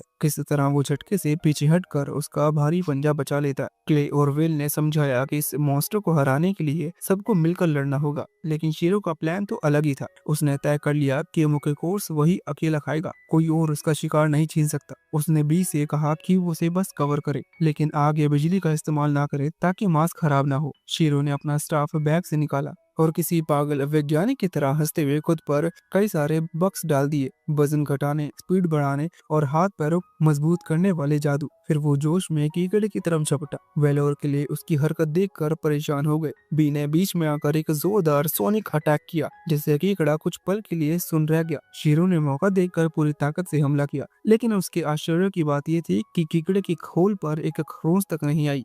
उल्टा वो विशाल पंजे से उसे इतनी तेजी से उछालता कि शीरो हवा में घूमकर पीछे जा गिरता है। अच्छी बात ये रही कि वो संभल गया और चोट नहीं लगी। केकड़ा फिर से उस पर झपटा, लेकिन बी ने तुरंत एक बर्फीला जादू करके उसके पैर को जमीन पर जमा दिया। शीरो ने बी को धन्यवाद कहा और अपने स्कैनिंग जादू से कीकड़े की कमजोर जोड़ ढूंढ निकाले। उसने 3 जगहें चुनी और उन पर बर्फीले भाले बुलाए। बी ने उन भालों को हवा के जादू से घुमाकर और तेज बना दिया और शीरो ने उन्हें छोड़ दिया। कुछ ही पल में पूरा कीकड़ा बर्फ में जकड़ गया। बाकी सब तो दंग रह गए। शीरो और बी ने शांत मन से उस राक्षस की आत्मा के लिए प्रार्थना की, जबकि वेल और जेनोवा उसे जमे हुए कीकड़ों को देखने लगे। क्ले तो गुस्से में भर गया। उसे लड़ने का मौका नहीं मिला, लेकिन शीरो ने झपकते हुए कहा कि वो बस मांस खराब नहीं करना चाहता था। अगर खून और कीचड़ में लथपथ हो जाता तो स्वाद बिगड़ जाता। क्ले तो ये सुनकर और भी ज्यादा हैरान हुआ। ये तो मॉन्स्टर को खाने की सोच रहा था। फिर उसने शीरो को याद दिलाया कि वो उसका बॉडीगार्ड है, और अगर शीरो खुद ही ऐसा लड़ता रहेगा तो उसकी मौजूदगी का मतलब ही क्या रह जाएगा। शीरो को थोड़ा बुरा लगा, लेकिन उसने समझाया कि वो उन प्राणियों से लड़ने का ज्यादा आदी है। क्ले ने माना, पर साथ ही कहा कि टीम वर्क जरूरी है, हर किसी की भूमिका अहम होती है। शीरो और बी ने माफी मांगी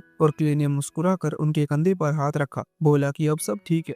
इसके बाद सबने मिलकर उस विशाल कीकड़ को गुफा से बाहर निकाला और फिर इल्ड्राइट क्रिस्टल की खुदाई शुरू की। खुदाई के दौरान शीरो ने महसूस किया कि गुफा के और गहरे हिस्से में कुछ और मजबूत ऊर्जा है। उसने बताया कि शायद वहां और भी बड़ा इल्ड्राइट का भंडार हो। ये सुनकर जेन वो भावुक होकर रोने लगा। शीरो ने उसके लिए एक नई खदान खोज निकाली थी। उसे देखकर शीरो के मन में एक अजीब सी सोच आई। शायद जो भी अजीब बदलाव इस महाद्वीप पर हो रहे हैं वो सब उसी की वजह से हैं। उसे याद आया कि जब उसने बी के पिता से मुलाकात की थी तभी से सब कुछ बदलना शुरू हुआ था। तब उसे एहसास हुआ कि पॉप भगवान ने उसे इस दुनिया में क्यों भेजा। शायद किस्मत ने उसे यहाँ कुछ बड़ा करने के लिए भेजा है। जब सब लोग वापस की तैयारी करने लगे तो शीरो को एहसास हुआ कि उसकी खुदगर्ज हरकतें ने कि शायद दुनिया की दिशा बदलना शुरू कर दी है। उसे उम्मीद थी कि बदलाव किसी बुराई की तरफ नहीं बल्कि कुछ अच्छी शुरुआत की हो। कुछ ही देर में सब लोग किले वापस पहुंच गए। शीरो ने राजा को बताया कि उनका मिशन सुरक्षित रूप से पूरा हो गया और उन्होंने वहां मौजूद सबसे बड़े खतरे को भी खत्म कर दिया।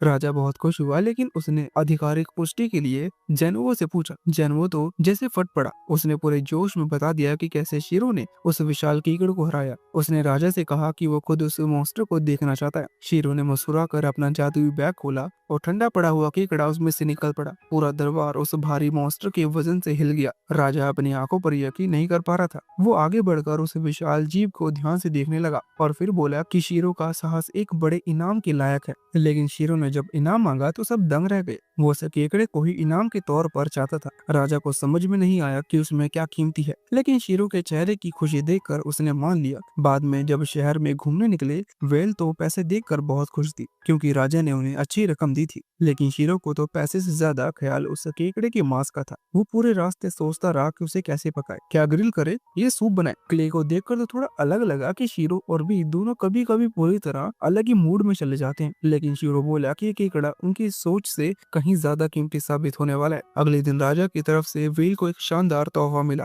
एक असली पेगासस पंखों वाला सफेद घोड़ा। देखकर वेल की आंखों में चमक आ गई। उसी वक्त जेनोबा ने क्ले को उसकी ठीक हुई भाला सौंप दी। वेल ने बताया कि ये पेगासस असल में उसकी बहन के लिए है, इसलिए वो तुरंत घर लौटेगी। उसने शीरो से कहा कि वो उस पर बहुत बड़ा एहसान मानती है, जो जिंदगी भर उतार नहीं पाएगी। शीरो हंसकर बोला कि सब बराबर है, उसे तो केकड़ा मिल गया। कुछ देर बाद जब गाड़ी आ गई, शीरो ने वेल को अलविदा कहा। वेल बोली कि उनकी मुलाकात फिर जरूर होगी, और वो पेगासस पर उड़कर चली गई। कुछ दिन बाद शीरो और क्ले अपने शहर लौट आए। गिल्ड में बनी गर्ल सेनपाई यानी आर्या ने उनका स्वागत किया। वो चौंक गई कि दोनों साथ में आए हैं। उसने पूछा कि क्या अभी ये दोनों टीम बन गए हैं।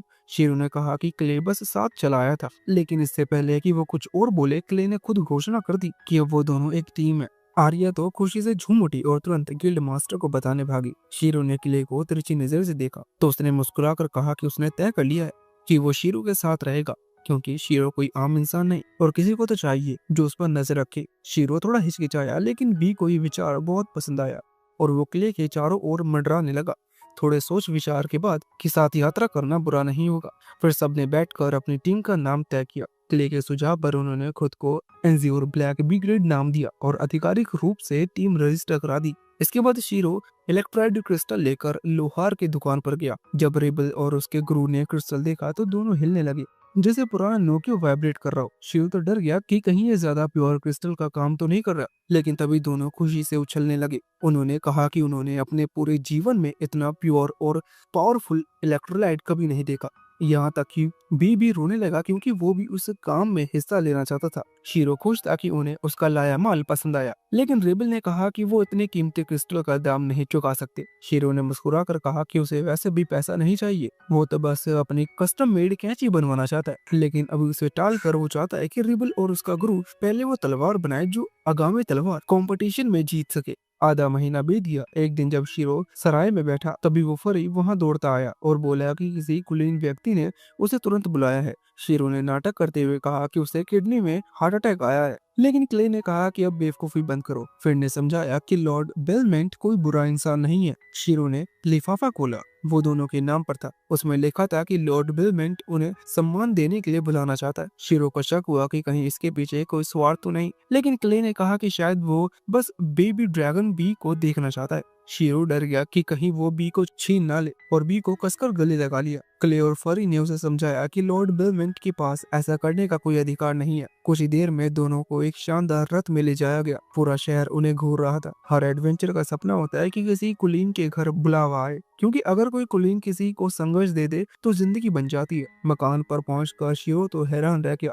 ऐसी दौलत और शानो शौकत उसने कभी नहीं देखी थी। नौकर और नौकरानियां लाइन में खड़े उनका स्वागत करने लगे और शीरो अंदर से खुश था कि आखिर उसे मैडिस द्वारा स्वागत का सपना पूरा हो गया। तभी अचानक एक घमंडी छोटी लड़की वहां दौड़ते हुए आई और सीधा बी के पास गई। उसने कहा कि क्या यही बेबी ड्रैगन है, और फिर नाक चढ़ाकर बोली कि उसे तो लगा था कि ये थोड़ा और समझदार दिखेगा। फिर उसने ऐलान कर दिया कि ड्रैगन अब उसका है। शीरो और बी दोनों चौंक गए। बी उसके पीछे छुप गया। शीरो ने समझाने की कोशिश की कि ऐसा नहीं हो सकता, लेकिन लड़की तो अपने ही धुन में थी। उसे लगा कि ड्रैगन जैसे जीव सिर्फ रईसों के लिए होते हैं। शीरो ने धीरे से उसका नाम और जानकारी स्कैन की। वो थी टिरिश बेलमेंट, 14 साल की लॉर्ड बेलमेंट की बेटी।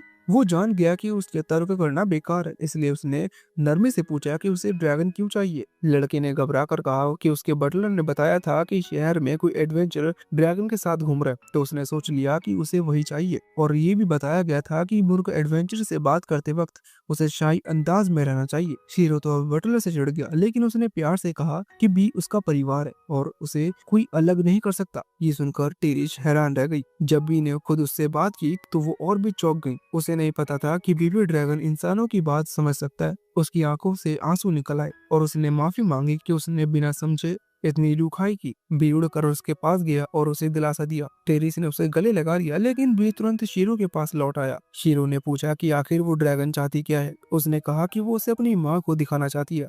और तभी दरवाजा खुला, लॉर्ड बेलमेंट अंदर आया। शीरो की आंखें फटी की फटी रह गईं। वो इतना जवान और हैंडसम आदमी था कि शीरो को यकीन नहीं हुआ कि यही वो कुलीन है जिसने उन्हें बुलाया था। लॉर्ड बेलमेंट खुद शीरो के सामने आया और मुस्कुराकर बोला कि उसने उसके कारनामों के बारे में बहुत सुना है। सब लोग बैठकर चाय पीने लगे और सबसे पहले बेलमेंट ने अपनी बेटी टेरिश की हरकतों के लिए माफी मांगी। क्ले ने सीधा पूछा कि उसने उन्हें क्यों बुलाया। बेलमेंट ने कहा कि बात उसकी बीमार पत्नी की है।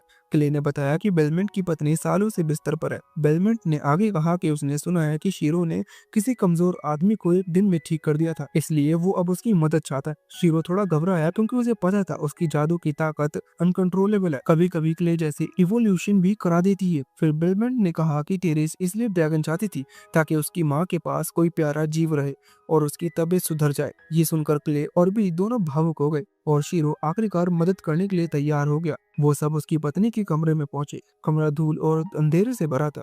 औरत इतनी कमजोर थी कि उसकी हड्डियां त्वचा से झलक रही थी। शीरो ने स्कैन किया और पाया कि उसके शरीर में अनगिनत बीमारियां थी और एक अजीब चीज, आइवर पॉइजन, जिसके बारे में उसे कुछ भी नहीं पता था। वो रुका और बेलमेंट से पूछा कि क्या वो सच में अपनी पत्नी की जिंदगी किसी अनजान एडवेंचर को सौंप सकता है। बेलमेंट ने अपनी पत्नी की ओर देखा, जो बस आखिरी बार अपनी बेटी को गले लगाना चाहती थी। उसने गहरी सांस ली और कहा कि मैं भरोसा करता हूँ, उसे बचा लो। बेलमोंट अपनी बीमार पत्नी म्यूल को बचाने की भीख मांग रहा था। आंसू उसके गालों से बह रहे थे। शीरो ने उसकी विनती मान ली और जब क्ले ने पूछा कि क्या वो पहले वाली सेम मेथड से म्यूल को ठीक करेगा, शीरो ने तुरंत मना कर दिया। वो तरीका बहुत ज्यादा माना खा जाता था और म्यूल की हालत इतनी खराब थी कि वो शायद उसे बर्दाश्त भी ना कर पाए। इसलिए शीरो ने फैसला किया कि वो उसकी सिम्टम्स को पहले ठीक करेगा। सबसे पहले उसकी कमजोर आंखें, जो हल्की सी सनलाइट से भी जलने लगती थी। शीरो धीरे धीरे हील स्पेल उसकी आंखों पर इस्तेमाल करता रहा, ध्यान रखते हुए कि एक बार में बहुत ज्यादा माना ना दे, वरना दर्द बढ़ सकता है। कुछ देर बाद उसने म्यूल से आंखें खोलने को कहा। म्यूल ने हल्के से पलक उठाई और उसकी खुशी का ठिकाना नहीं था। दुनिया पहले से कहीं ज्यादा साफ दिख रही थी। वो तो इतने में खुश थी, लेकिन शीरो ने अभी और भी सरप्राइज बाकी रखे थे। उसने अपना स्टाफ निकाला और एक पावरफुल स्पेल से पूरा रूम साफ कर दिया। सारा डस्ट हवा में उड़ गया, विंडो अपने आप खुल गया और तेज धूप कमरे में भर गई। बेलमोंट घबरा कर अपनी पत्नी से पूछ बैठा कि क्या वो ठीक है। म्यूल की आंखों से आंसू निकल आए। उसे अब सनलाइट से दर्द नहीं हो रहा था। दोनों अपनी खुशी में खोए थे, लेकिन शीरो का ध्यान पीछे खड़े बटलर और मेड पर गया, जो उन्हें बड़े अजीब से तरीके से देख रहे थे। उसे कुछ गड़बड़ लगी और उसने बेलमेंट से कहा कि बात कहीं और करनी चाहिए। स्टडी में पहुंचकर शीरो ने बताया कि मूल को आइवर पॉइजनिंग है। बेलमेंट ये सुनते ही समझ गया कि कोई उसे जानबूझकर जहर दे रहा है, लेकिन उसे उससे ज्यादा डर ये था कि शीरो उसे पूरी तरह क्योर नहीं कर सकता, क्योंकि उसे आइवर पॉइजन के बारे में ज्यादा कुछ जानकारी नहीं है। शीरो ने पूछा कि क्या कहीं से इसका एंटीडोट नहीं मिल सकता, और बेलमेंट दुखी होकर बोला कि नहीं, ये पॉइजन तो पुरानी सभ्यता का है और इसका एंटीडोट भी इतिहास में खो चुका है। शीरो ने कहा कि अगर कोई आज भी ये पॉइजन बना सकता है तो इसका मतलब नॉलेज अभी भी कहीं मौजूद है। अगर वो पॉइजन को दोबारा रिक्रिएट कर पाए तो एंटीडोट भी बनाया जा सकता है। क्ले चिंतित था कि उन्हें इंग्रेडिएंट्स तक नहीं पता, लेकिन तभी बेलमोंट के दिमाग में आइडिया आया। उसके एंसेस्टर्स रियल हिस्टोरिकल रिकॉर्ड जमा करते थे और हो सकता है उनमें कुछ मदद मिल जाए। दिक्कत बस ये थी कि ज्यादातर रिकॉर्ड एक एंशिएंट लैंग्वेज में थे, लेकिन शीरो के ट्रांसलेशन स्किल के आगे ये भी कोई इश्यू नहीं था। उसने ज्यादा बुक्स ढूंढने के बजाय पॉइजन से जुड़ी नॉलेज कीवर्ड्स पर सर्च की और एक बुक में ईवल प्लांट का जिक्र मिला, लेकिन वो किसी पोला पोला नाम की लड़की की डायरी निकली जो खुद को क्यूटेस्ट एडवेंचर एवर लिख रही थी। शीरो ने पूरा डेलिनो टीनेजर मूड ऑन करके डायरी पढ़नी शुरू कर दी, लेकिन क्ले ने तुरंत उसे चुप करा दिया। डायरी में लेक के पास पेगासस जैसी दिखने वाली चट्टान और उसके पास गोल्डन चमकती फ्लावर्स का जिक्र। क्ले को तुरंत समझ आ गया कि ये कौन सी जगह है। उसने मैप निकाला और एक लेक की तरफ इशारा किया जो बेलमेंट के टेरिटरी के बाहर था। वहाँ पेगासस स्टैचू भी था, मतलब ईवर फ्लावर वहीं मिल सकता था। दिक्कत बस ये कि वो जगह कैरिज से भी 5 दिन दूर थी। शीरो ने कहा कि वो तुरंत निकलेंगे और बेलमेंट ने तैयारी शुरू कर दी। उधर नेडी लोक वाला बटलर उन्हें देखता रहा और चुपके से एक मैसेंजर पिजन उड़ा दिया। इसी बीच शीरो ने मील के कमरे के बाहर एक बैरियर मैजिक स्टोन लगा दिया। बेलमेंट से कहा कि उसकी वाइफ की सुरक्षा के लिए है ताकि कोई उसे नुकसान न पहुंचा सके। तभी टेरिस दौड़ती हुई आई और शीरो से माफी मांगने लगी कि उसने पहले उससे रूखा बर्ताव किया था। शीरो ने टेरिस से कहा कि उसकी बातें वाकई बहुत ही हार्श थी, लेकिन क्योंकि उसने खुद अपनी गलती महसूस की और मानी, इसलिए उसे माफ करता है। उसने उसे समझाया कि अपने मिस्टेक एक्सेप्ट करना और उन्हें मान लेना एक बहुत ही जरूरी स्किल है। ये इंसान को भीतर से ग्रो करने में मदद करता है। उसने ये भी कहा कि किसी भी बात पर जल्दी में फैसला मत लेना, पहले सोचो समझो और फिर कोई निर्णय लो। टेरिस ने बड़े गंभीरता से वादा किया कि वो ऐसा ही करेगी और अब से इम्पल्सिव नहीं होगी। शीरो ने फिर उसे चेतावनी दी कि जब वो यहाँ से चला जाएगा तो कोई उसे उसके खिलाफ भड़काने की कोशिश कर सकता है, कह सकता है कि शीरो कोई विलन है, ये स्कैमर है। उसने जोर देकर कहा कि किसी की भी बातों पर भरोसा मत करना, उल्टा अपने पापा को रिपोर्ट करो, इससे कोई भी गलतफहमी या नुकसान होने से बच जाएगा। टेरिस थोड़ी डरती हुई लेकिन समझ चुकी थी कि शीरो की बातों में गहराई है। इसके बाद शीरो और क्ले अपने यूनिकॉर्न पर चढ़कर तेजी से निकल पड़े। रास्ते में शीरो ने अपने स्पेल का इस्तेमाल किया, सभी की वेट कम कर दी और स्पीड बढ़ा दिया। यूनिकॉर्न उम्मीद से ज्यादा तेजी से उड़ा। हवा में उनकी खुरों की आवाज और मैजिकल ट्रेल एकदम सिनेमैटिक लग रही थी। कुछ ही समय में वो उस जगह पहुंच गए, लेकिन वहां पहुंचकर शीरो का दिल थोड़ा बैठ गया। क्ले ने बताया कि पिछली बार जब वो यहाँ आया था तब से ये जगह एक प्रोसेस विलेज था, लेकिन अब हालात बहुत ही खराब थे। शीरो को डर था कि ड्रॉट के कारण कहीं लेक सूख तो नहीं गया, पर क्ले ने भरोसा दिलाया कि लेक इतना बड़ा है कि पूरी तरह सूखना नामुमकिन है।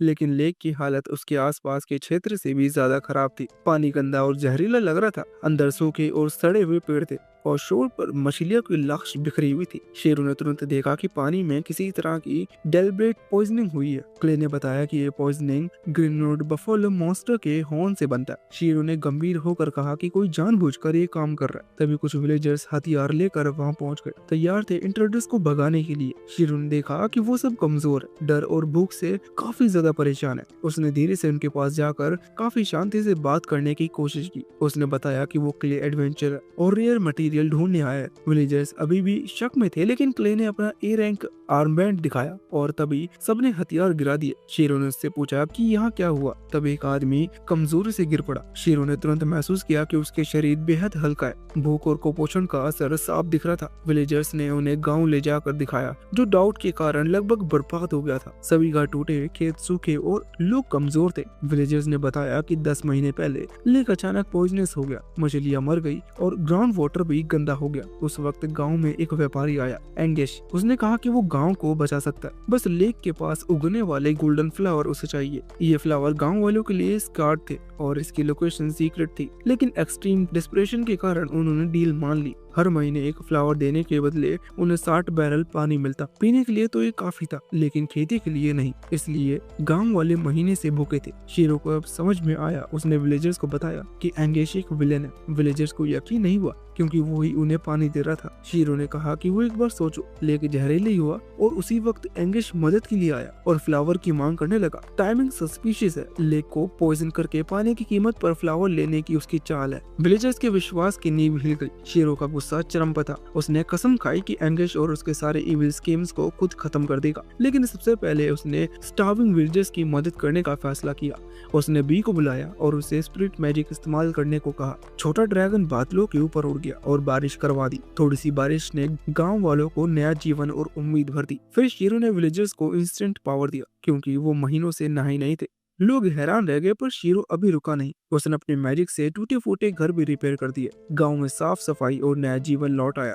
लोग पहली बार इतने समय में राहत की सांस ले पाए और शेरो की शक्ति देखकर चुपचाप उसके सामने झुके। बच्चे खेल रहे थे, महिलाएं घर में काम कर रही थी और एटमॉस्फेयर में एक नई एनर्जी आ गई। शेरो ने देखा कि अगर इस गाँव को सही रिसोर्सेज मिल जाए तो ये सिर्फ एक प्रोस्पेरिस बन सकता है। उसने विलेजर से कहा कि सबको एक दूसरे का ख्याल रखना होगा और किसी भी तरह के गलत काम अपने दिमाग से निर्णय लेना होगा। शेरों ने खुद महसूस किया कि इससे बड़ी खुशी और कुछ नहीं हो सकता। वो न सिर्फ एंगेज जैसी विलन को हराएगा, बल्कि इस गांव को नई जिंदगी भी देगा। वो अभी गुस्से में था, लेकिन उसकी आंखों में विलेज को बचाने और जस्टिस करने का रिजॉल्व चमक रहा था। शेरों ने अपनी जाइंट वॉक को बाहर निकाला और पूरे गाँव के लिए एक स्वादिष्ट स्ट्यू बनाया। गाँव वाले खुश होकर खाने लगे और उनकी भूख खत्म हुई। खाने के बाद गाँव के चीफ ने शेरों का धन्यवाद किया और पूछा पूछा कि उनका एहसान कैसे चुका सकते हैं। शीरो मुस्कुराते हुए बोला कि कोई एहसान करने की जरूरत नहीं, बस उसे ईवी फ्लावर्स लेने की इजाजत दे, क्योंकि उसे जल्दी से जल्दी एंटीडोट तैयार करना है। गांव का चीफ तुरंत तैयार हो गया, लेकिन तभी उसके दिमाग में कुछ विचार आने लगे। तभी कुछ बच्चे वहाँ आए और शीरो से खेलने के लिए बोलने लगे। चीफ ने उन्हें रोकते हुए कहा कि अभी टाइम नहीं है, लेकिन शीरो ने हंसते हुए कहा कि कोई बात नहीं, उसे बच्चों को हेल्थी और प्लेफुल देखना अच्छा लगता है। वो बच्चों के पीछे चला गया और उनके सीक्रेट बेस तक पहुंचा, जो कि आसपास उगने वाले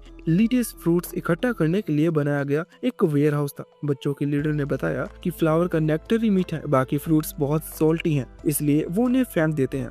शीरो ने अपने स्किल से फ्रूट के बारे में खोजने की कोशिश की, लेकिन सिर्फ ब्लैंक स्क्रीन ही मिली। तब उसने देखा कि फ्रूट से एक फेमिलियर ब्राउन लिक्विड निकल रही है। क्यूरियोसिटी में आकर उसने टेस्ट लिया और उसने तुरंत याद आया कि वही सोया सॉस का स्वाद है जो उसे इतने समय से याद आ रहा था। वो खुशी से मुस्कुरा दिया। इसी समय बेलमेंट के मेंशन में टेरेस अपने माँ के कमरे की तरफ दौड़ी, क्योंकि वहाँ अलार्म बज रहा था। शीरो ने जाने से पहले रूम में एक स्पेशल मैजिक अलार्म लगाया था, जो किसी भी खास की हॉस्टाइल इंटेंशन डिटेक्ट करता है। टेरेस ने देखा कि कमरे में शैडी बटलर ब्रेनेड खड़ा है। डरते हुए उसने कहा कि उसे दूर रहे। ब्रेनेड ने शांत रहते हुए पूछा कि क्या हुआ। टेरेस ने सवाल किया कि क्या वो उसकी माँ को मारने की कोशिश कर रहा है। ब्रेनेड ने मॉक करते हुए कहा कि क्यों वो ऐसा सोचे, एडवेंचर्स जैसे लोग ग्रीडी और सेल्फिश होते हैं। शीरो बस पैसे के पीछे है और फैंसी अलार्म लगा रहा है ताकि उनके पिताजी से पैसे निकलवा सके।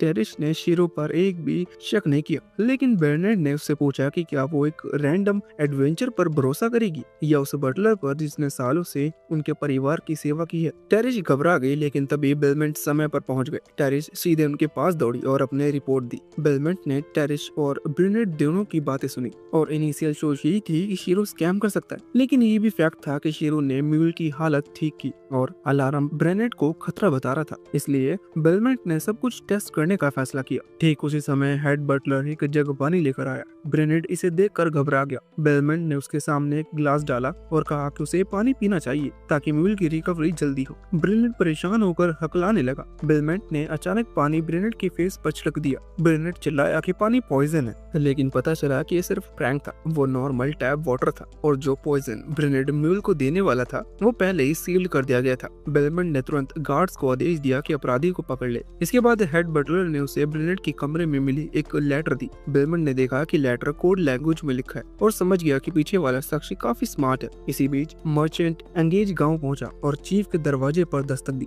एक विलेजर ने दरवाजा खोला और देखकर शॉक में पड़ गया। एंगेज ने कहा कि वो फ्लावर लेने आया है। विलेजर ने याद दिलाया कि चीफ कुछ एडवेंचर्स को गांव का टूर करा रहे हैं और साथ ही फ्लावर पॉइजनस है। उसने कहा कि अब उसे फ्लावर नहीं दिया जा सकता, लेकिन एंगेज तैयार था। उसने तुरंत अपने गूंस को बुलाया और कहा कि सब कुछ जल्दी से निपटा दो। तभी विलेज चीफ ने शीरो और क्ले को एक सीक्रेट केव के रास्ते ले जाकर उस जगह पहुंचाया जहाँ गोल्डन ईविल फ्लावर उगते हैं, सीधे पेगासस स्टैचू के पास। शीरो सामने स्केनरी देखकर मन काफी गुम हो गया। शानदार लेक, स्पार्कलिंग फ्लावर्स और मैजेस्टिक पेगासस स्टैचू, सभी चीजें एकदम परफेक्ट लग रही थी। उसने कुछ समय तक स्टैचू को देखा और फिर अपनी अटेंशन ईविल फ्लावर पकड़ दी। उसने अपने स्किल से फ्लावर एनालाइज करना शुरू किया ताकि एंटीटोड बनाने में कोई डिटेल मिल सके। शीरो ने महसूस किया कि वो फ्लावर्स सिर्फ रेयर नहीं बल्कि मैजिकल प्रॉपर्टीज से भरपूर है। उसका दिल तेजी से धड़कने लगा। अब वही पल आया था जिसके लिए वो इतनी मेहनत कर रहा था। क्ले ने पास खड़े होकर मुस्कुराते हुए कहा, looks like we hit the jackpot. शीरो ने भी मुस्कुराते हुए रिप्लाई किया, ये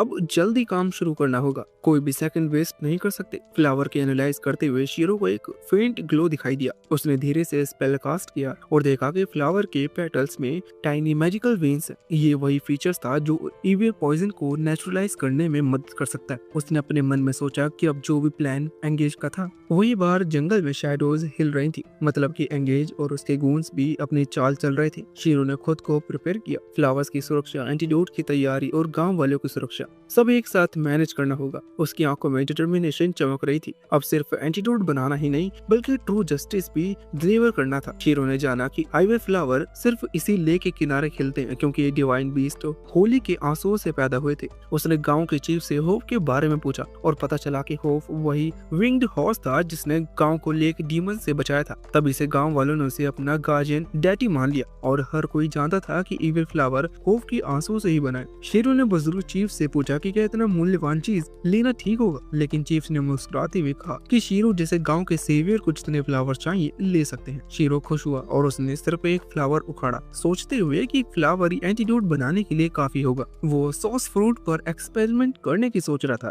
कि अचानक पास के कोई चीख सुनाई दी। कुछ ही सेकंड्स में एक गांव वाला वहां पहुंचा, सांस फूली हुई और घबराया हुआ। उसने बताया कि मर्चेंट एंगेज ने गांव में आग लगा दी है। शीरो और क्ले ने तुरंत चीफ और गांव वाले को अपने पीछे बिठा लिया और विलेज की ओर दौड़े। पहुंचते उन्होंने हॉरफाइंग सीन देखा, सारे घर आग में जल रहे थे। शीरो ने टाइम वेस्ट नहीं किया और बी की मदद से आग बुझाना शुरू कर दी, जबकि क्ले विलेजेस को सुरक्षित बाहर ले जा रहा था। थोड़ी ही देर में सिचुएशन अंडर कंट्रोल हो गया, लेकिन तब तक कोई घर रबल में बदल चुके थे। विलेज गार्ड ने बताया कि कोई गंभीर रूप से घायल नहीं हुआ है, जो सबसे अच्छी खबर थी। शीरो ने पूछा कि आग कैसे लगी और गार्ड ने बताया कि एंगेज गांव यहाँ आया और ईवीएल फ्लावर मांगने लगा, लेकिन क्योंकि वो फ्लावर पॉइजनस है, विलेजेस ने फ्लावर देने से मना कर दिया। एंगेज ने अपने लैकीज को आदेश दिया कि गांव को आग लगा दे। शीरो इस ईविल मर्चेंट की बात सुनकर फ्यूरियस हो गया। तभी चीफ परेशान होकर बोला कि वहाँ गोंजा को नहीं ढूंढ पा रहा। शीरो को याद आया कि गोंजा वही बच्चा था जिसने जल्दी ही उससे खुलकर बात की थी। उसे तुरंत शक हुआ कि एंगेज ने बच्चों को हॉस्टेज बना लिया होगा। एक ओल्ड ग्रैनी ने भी कंफर्म किया कि एंगेज ने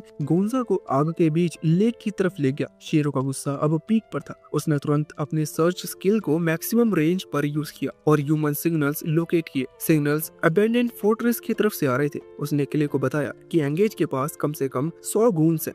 क्ले ने कहा कि कोई प्रॉब्लम नहीं है और अपने यूनिकॉर्न पर चढ़ गया, लेकिन विलेज चीफ ने दोनों को रोकने की कोशिश की क्योंकि ये बहुत डेंजरस था। शीरो ने उससे अश्योर किया कि वो मर्चेंट और उसके गूंस को हैंडल कर सकते और गोंजा को सुरक्षित वापस लाएंगे। जल्दी वो फोर्ट्रेस पहुंचे। बी ने स्काउट किया और पाया कि सारे बैंडिट्स पार्टिंग कर रहे हैं। शीरो प्लान बनाने की कोशिश कर रहा था। तब क्ले को गुस्सा आ गया और उसने काइजू नंबर 8 में ट्रांसफर कर लिया। उसके लिए अनएक्सेप्टेबल था कि कोई बच्चा किडनैप होने के बाद पार्टी कर रहा हो। शीरो ने समझाया कि बिना प्लान के अटैक करना गोंजा को खतरे में डाल सकता है। अचानक उसे एक आइडिया आया और उसने इनविजिबल स्पेल कास्ट किया और खुद क्ले पर इस स्पेल की मदद से वो आसानी से 2 ड्रंक गार्ड्स के पास से स्नीक होकर एक और ड्रंक को नॉकआउट कर दिया जो अपने बोन्स रिफिल करने आया था। क्ले ने महसूस किया कि सारे बैंडिट्स ऊपर इकट्ठा हो गए हैं। शीरो ने डिसाइड किया कि वो इनविजिबल रहकर ही सिचुएशन हैंडल करेगा। क्ले भी अग्री किया और साथ ही कहा कि शीरो फोर्ट्रेस में जो कुछ भी कर पा रहा है इसे इकट्ठा कर रहा है ताकि बैंडिट्स से क्राइम्स का प्रूफ मिल सके। वो गोंजा को खोजने लगे, लेकिन सारे रूम सर्च करने के बावजूद कोई क्लू नहीं मिला। क्ले ने कहा कि अब मेन कल्प्रिट से बात करने का समय है और शीरो ने भी अग्री किया। वो उस रूम तक पहुंचे जहां एंगेज और उसके सारे लोग पार्टिंग कर रहे थे। एक बैंडिट हंसते हुए बोला कि गांव वाले कितने पीसफुल लग रहे थे जब उनके घर जल रहे थे। दूसरा बैंडिट बोला कि फ्लावर्स का लोकेशन नहीं मिला, लेकिन तीसरा और एरोगेंट बैंडिट बोला कि उन्होंने गोंजा को उसी पर्पस के लिए किडनैप किया था। वो हंसते हुए बोला कि अब उनकी योजना का आखिरी स्टेज शुरू हो गया। अब वो आसानी से ईविल पॉइजन की कीमत बढ़ा सकते हैं और ह्यूज प्रॉफिट कमा सकते हैं। शीरो ने अपनी इनविजिबिलिटी मेंटेन करते हुए अपने दिमाग में प्लान बनाना शुरू किया। उसने सोचा कि एक गलती भी गोंजा की जान को खतरे में डाल सकती है। क्ले ने अपने मॉन्स्टर्स स्ट्रेंथ को रेडी रखा और दोनों ने तय किया कि वो बिना कोई अननेसेसरी रिस्क लिए बारीकी से बैंडिट्स को पकड़ेंगे। शीरो की आंखों में डिटर्मिनेशन और एंगर दोनों चमक रहे थे। अब सिर्फ गोंजा को बचाना ही नहीं बल्कि एंगेज की पूरी साजिश को नष्ट करना भी उनका मकसद। एक और डाकू उससे पूछता है कि क्या ये पॉइजन की प्राइस कैसे बढ़ेगी और वो एरोगेंट वाला कहता है कि जैसे ही सबको पता चलेगा कि बेलमेंट जैसी रिच और पावरफुल पर्सनैलिटी भी अपनी वाइफ को ईविल पॉइजन से बचा नहीं पाया, लोग समझ जाएंगे कि ये कितना स्ट्रॉन्ग है कि हर कोई अपने एनिमीज को मारने के लिए ईविल पॉइजन लेने की कोशिश करेगा और उसके बाद हम उसकी प्राइस जब चाहे बढ़ा सकते हैं। जैसे ही डाकू ये बोलकर खत्म करता है, उसकी गर्दन के पीछे एक बोतल लगती है और वो बेहोश हो जाता है। ये एंगेज था जिसने बोतल फेंकी थी ताकि सबको याद दिला सके कि ये प्लान टॉप सीक्रेट है और किसी को ज्यादा बोलने की जरूरत नहीं। सचीरो और क्ले ये सब बाहर सुन रहे थे। क्ले कहता है कि अब उसका गुस्सा कंट्रोल नहीं है। सचीरो उसे हरी लाइट देता है रैम्पेज करने के लिए, बस किसी को मारने से रोकते हुए। क्ले तुरंत अपनी इनविजिबिलिटी ऑफ करता है और डोर को तोड़ देता है। डाकू पैनिक में आ जाते हैं। क्ले अंदर एंट्री लेते ही सबको पंच मार कर गिरा देता है। एंगेज इस सब को देखकर डर जाता है और एक डाकू को सीक्रेट वेपन लाने को कहता है जो अब पूरी तरह कंट्रोल में नहीं है। एंगेज सोचता है ये सब कैसे इतना उल्टा हो गया। सच सचीरो उसके पास जाता है और कहता है कि पहले उस बच्चे को डेंजर से निकालो। एंगेज सोचता है कि ये कोई उसका लकी और गोंजा का लोकेशन बता दे, लेकिन जब वो मुड़ता है तो शॉक में होता है कि वहाँ कोई नहीं है। इसी बीच सचीरो रश करता है और उस आउट हाउस की तरफ जहाँ सिर्फ एक एंग्री डाकू गार्ड कर रहा था भी खुद आगे आता है और डाकू को निकालने के लिए रेडी हो जाता है। छोटा बेबी ड्रैगन सीधा डाकू की तरफ उड़ता है, डोर टूटता है और डाकू को नॉकआउट कर देता है। सचीरो अंदर रश करता है और गोंजा को बुलाता है। गोंजा जल्दी से रिप्लाई करता है। सचीरो उसके सेल का लॉक शॉप से तोड़ देता है और उसे फ्री कर देता है। गोंजा डर के मारे रोता हुआ उसके गले लग जाता है। सचीरो कहता है कि अब तुरंत विलेज लौटना होगा, लेकिन जैसे ही वो बाहर आते हैं वो देखते हैं कि सारे डाकू पैनिक में भाग रहे हैं। फोर्ट्रेस की वॉल के ऊपर से टेंटिकल्स उठते दिखते हैं। सचीरो को पता है कि ये क्ले नहीं है। वो एक डाकू को रोकता है और पूछता है कि क्या हो रहा है। डाकू बताता है कि क्ले डीमन अटैक कर रहा है। सचीरो पूरी तरह विश्वास नहीं करता, लेकिन मॉन्स्टर को जल्दी हैंडल करने का फैसला करता है। सचीरो गोंजा को कहता है कि वो विलेज इटसेल्फ चला गया, लेकिन गोंजा डर के मारे उसे छोड़ना नहीं चाहता। सचीरो समझ जाता है और कहता है कि टाइट होल्ड करना। वो बैटल जोन की तरफ दौड़ता है और अपने चारों तरफ बैरियर बनाकर और पता है कि जो मॉन्स्टर क्ले फाइट कर रहा है वो उसे एक ओवरसाइज सी एनमॉन है। सचीरो स्कैन करता है और पता चलता है कि ये बी रैंक मॉन्स्टर है, नाम है डार्क एनमॉन और इसे एंगेज ने समन किया है। सचीरो एंगेज की तरफ मुड़ता है जो डर के मारे जमीन पर कांप रहा है। एंगेज किसी से हेल्प मांगता है। सचीरो सीक्रेटली चाहता है कि वो मॉन्स्टर फीड बने, लेकिन मॉन्स्टर जब एंगेज की तरफ अटैक करता है वो बैरियर लगा देता है ताकि ज्यादा डैमेज ना लगे। सचीरो डिसाइड करता है कि पहले मर्चेंट को अरेस्ट करेगा और बाद में क्वेश्चन करेगा। वो क्ले से कहता है कि अब तुरंत निकलना है। क्ले मॉन्स्टर हैंडल करने में स्ट्रगल कर रहा है क्योंकि उससे टेंटिकल्स कभी खत्म नहीं होते। सचीरो फाइट आसान बनाने के लिए पावरफुल आइस मैजिक से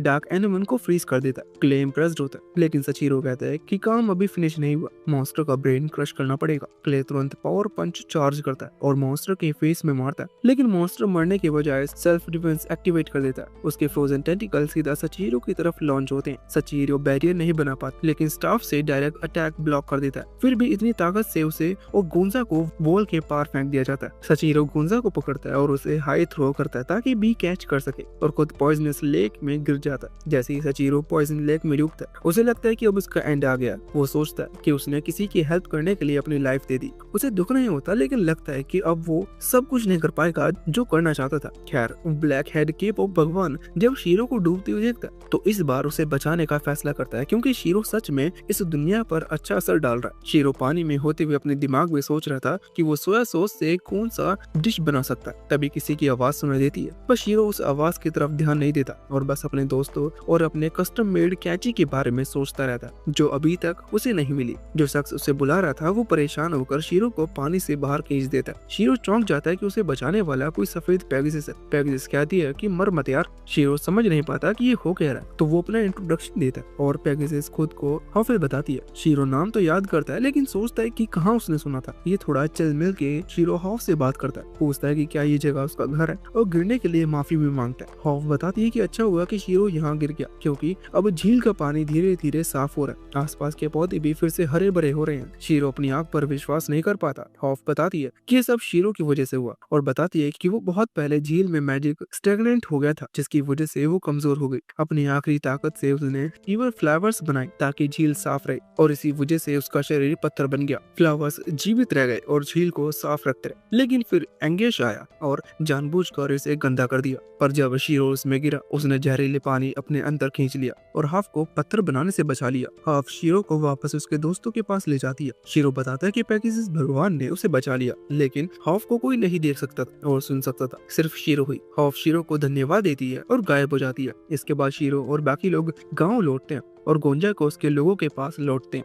शीरो फिर मैजिक स्टोन की मदद से एक सर्कल बनाता है और क्ले को उसके अंदर खड़ा होने को कहता है। क्ले थोड़ा शक करता है पर शीरो पर भरोसा करता है और शीरो सर्कल एक्टिवेट करता है, जिससे दोनों सीधे बेलमेंट के मेंशन पहुंच जाते हैं। वहां शीरो जल्दी से आवेर पॉइजन का एंटीडोट बनाता है और म्यूल सिर्फ एक घूंट पीती है और वो ठीक हो जाती है। सब खुशी से रो देते हैं। शीरो का काम अभी खत्म नहीं हुआ था। वो गाँव वापस जाता है जो फिर से बन रहा है और चीफ को बताता है कि उसने एंगोश को बहुत सारे सबूतों के साथ स्थानीय लॉर्ड के पास भेज दिया ताकि वो कभी बाहर ना सके। गांव का चीफ आंसू भरे मन से पूछता है कि वो उसे कैसे रिटर्न कर सकता है। शीरो का आइडिया आता है कि वो पहले एक डेमो देता है, बटर और सोया सॉस डालकर स्टीम्ड आलू बनाता है और चीफ को चखने के लिए देता है। चीफ तुरंत चौंक जाता और स्वाद काफी अच्छा था। फिर शीरो अपना बिजनेस चिपका देता है और कहता है कि गांव वाले अपने सोया सॉस फ्रूट्स उसे बेच दे और पैसे से वो इनके खेत बढ़ा सकते हैं। बूढ़ा आदमी मान जाता है पर कहता है कि सारे फ्रूट्स का इस्तेमाल नहीं हो पाएगा। शीरो बताता है कि उनका प्लान है कि सोया सॉस बड़े शहरों में पॉपुलर हो जाए और ये गांव की स्पेशलिटी बन जाए। वो सबको सोया बटर आलू खिलाता है और फिर निकल पड़ता है। शीरो क्ले से फिर मिलकर मिशन की बातें करता है। तभी हॉफ अचानक उनके सामने आती है। शीरो हैरान रह जाता है पर हॉफ और भी चौंकाने वाली बात करती है।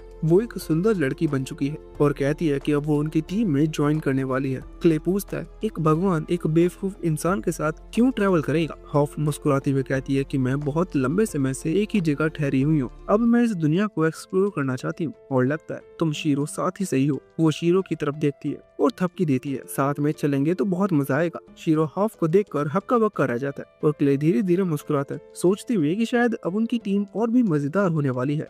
कुछ समय बाद शीरो ब्लैक स्मिथ के पास पहुंचा ताकि अपनी नई हार्वेस्टिंग एक्सेसरीज बना सके। ग्रोसीस उसे देखकर खुश हो जाता है क्योंकि शीरो ने जो इल डार्क ला कर दिया था उसी से बनी तलवार को फर्स्ट प्राइज मिला है। इसी बात से वो इतना ग्रेटफुल हो जाता है कि वो शीरो को प्रॉमिस करता है कि वो उसके लिए ऐसी परफेक्ट एक्सेसरीज बनाएगा कि उनसे बेहतर कुछ नहीं हो सकता।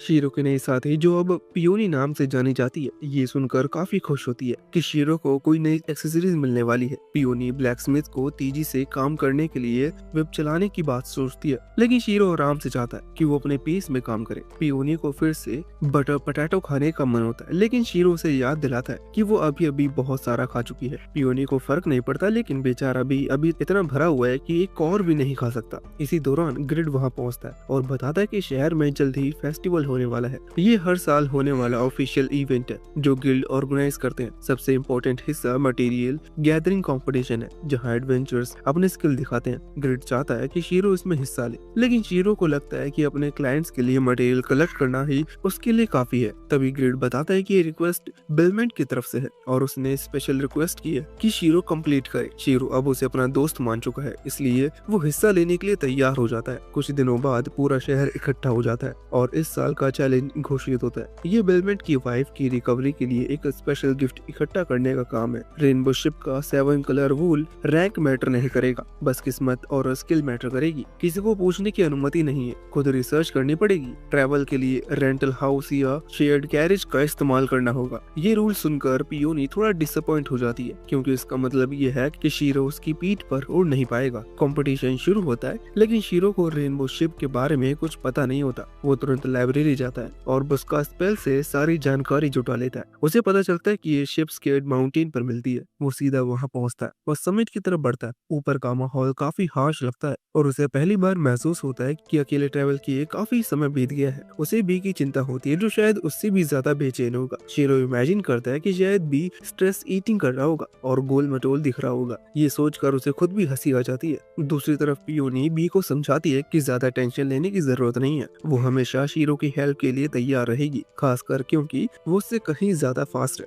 बी को ये बात बिल्कुल पसंद नहीं आती, लेकिन पियोनी को लगता है कि डिवाइन स्टीड को कोई इंसान पीछे नहीं छोड़ सकता। पियोनी और बी की बढ़ती गर्मी देखकर क्ले उन्हें शांत करने की कोशिश करता है। शीरो ने पहले ही क्ले को बताया था कि अगर ये दोनों कभी आर्ग्यू करे तो बस उनकी तारीफ कर देना, और ये ट्रिक इतनी अच्छी चलती है कि सब थोड़ा रिलैक्स हो जाते हैं। अगले दिन शीरो आखिरकार रेनबो शिप की हार्ट तक पहुंच जाता है। किताब के अनुसार ये शिप बहुत तेज और काफी अलर्ट होती है, लेकिन शीरो को एक खास तरीका याद है जो जोर जोर से लुलू वाला शिप कॉल दोहराता है और चमत्कारी रूप से सारी शिप उसी तरफ दौड़ाती है और एक शिप अपना वूल देने के लिए तैयार हो जाती है और फिर बाकी भी उसका साथ देती है। कुछ एडवेंचर्स दूर से ये सीन देखकर दंग रह जाते हैं कि शीरो इतनी इजीली वूल इकट्ठा कर रहा है। काम खत्म करने के बाद शीरो माउंटेन से नीचे लौट रहा होता है, तभी आसमान में उसे एक रियल फ्लाइंग ड्रैगन दिखाई देता है। इसे देखकर वो सोचता है कि शायद एक दिन बी भी इतना मैजेस्टिक दिखेगा। जब शीरो शहर लौटता है, बी एक्साइटमेंट में दौड़कर उसकी तरफ आता है। शीरो विनर घोषित होता है और क्राउड जोरदार चीयर करता है। इसके बाद उसे बताया जाता है कि एफबी रैंक क्या होता है। ये रैंक उन एडवेंचर्स का होता है जो एफ से लेकर बी रैंक के सभी जॉब्स हैंडल कर सकते हैं। इसका फायदा ये है कि उसकी अर्निंग जॉब के रैंक के हिसाब से एडजस्ट हो जाएगी, लेकिन एक कंडीशन ये है कि अगर शीरो ज्यादा हाई क्वालिटी डिलीवर करता है तो मार्केट रेट्स खराब हो सकते हैं, इसलिए उसे थोड़ी सावधानी से काम करना होगा। सब लोग चाहते हैं कि उसकी स्किल को सही वैल्यू मिले। ये सुनकर शीरो को एहसास होता है कि वो हमेशा दूसरों को परेशानी से बचाने की कोशिश करता रहा, लेकिन असल में इतने लोग थे जो चाहते थे कि वो आगे बढ़े। पियोनी उसे याद दिलाती है कि उसे डिवाइन प्रोटेक्शन मिला है, इसलिए एवरेज इंसान बनने की कोशिश बेकार है। शीरो सोचता है कि एक सिंपल पीसफुल लाइफ उसके लिए काफी थी, लेकिन अब उसे महसूस होता है कि शायद वो ज्यादा हासिल कर सकता है, इसलिए वो एफबी रैंक एक्सेप्ट कर लेता है।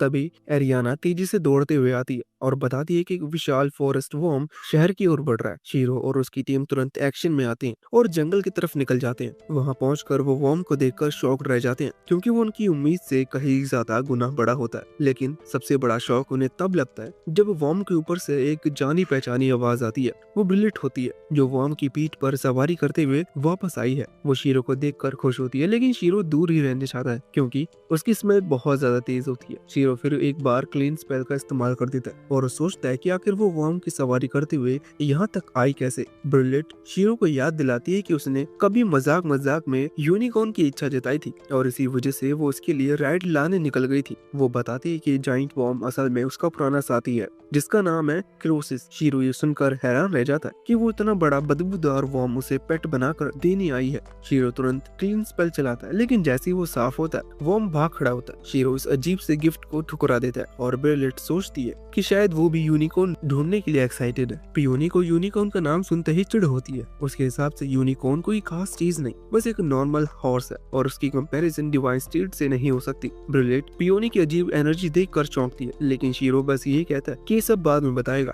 थोड़ी देर की लाइट हार्टेड चाउस के बाद सब शांत होते हैं और शीरो ने पिछले दिनों की सारी बातें बताता है, कैसे वो क्ले के साथ टीम बना चुका है, कैसे उन्होंने बेलमेंट की मदद की और कैसे एक स्केड हाउस डर्टी भी उनकी पार्टी का हिस्सा बन गई। ब्रिलेट ये सब सुनकर खुश होती है और पूछती है कि क्या वो भी उनकी पार्टी ज्वाइन कर सकती है। शीरो तो वैसे भी उसे टीम जोड़ना चाहता था, इसलिए वो तुरंत मान जाता है। ब्रिलेट अपनी मेहनत का नतीजा दिखाती है और उसका ये रैंक गिल्ड रिंग वो बताती है कि शीरो से दोबारा मिलने के लिए दिन का इंतजार करते हुए उसने लगातार ट्रेनिंग की है। पियोनी की ब्रिलेट के शरीर से निकलती एक प्योर ऑरा महसूस होती है और वो समझ जाती है कि ब्रिलेट की असली नेचर क्या है, लेकिन ब्रिलेट अभी वो बात सबको बताने के लिए तैयार नहीं है, इसलिए पियोनी चुप रह जाती है। फिर ब्रिलेट असली वजह बताती है कि वो शीरो को ढूंढते हुए यहाँ तक क्यों आई। उसकी बड़ी बहन लुडिकारिया अपने होमलैंड से अचानक गायब हो गई और उसे ढूंढकर उसका हाल जानना अब ब्रिलेट की सबसे बड़ी चिंता बन गया है। लुडिकारिया एक चुनी हुई श्राइन मेडिन थी जो आगे चलकर नई जनरेशन का नेतृत्व संभालने वाली थी और जिसे परंपरा के अनुसार एक योग्य व्यक्ति से शादी कर हेर पैदा करना था,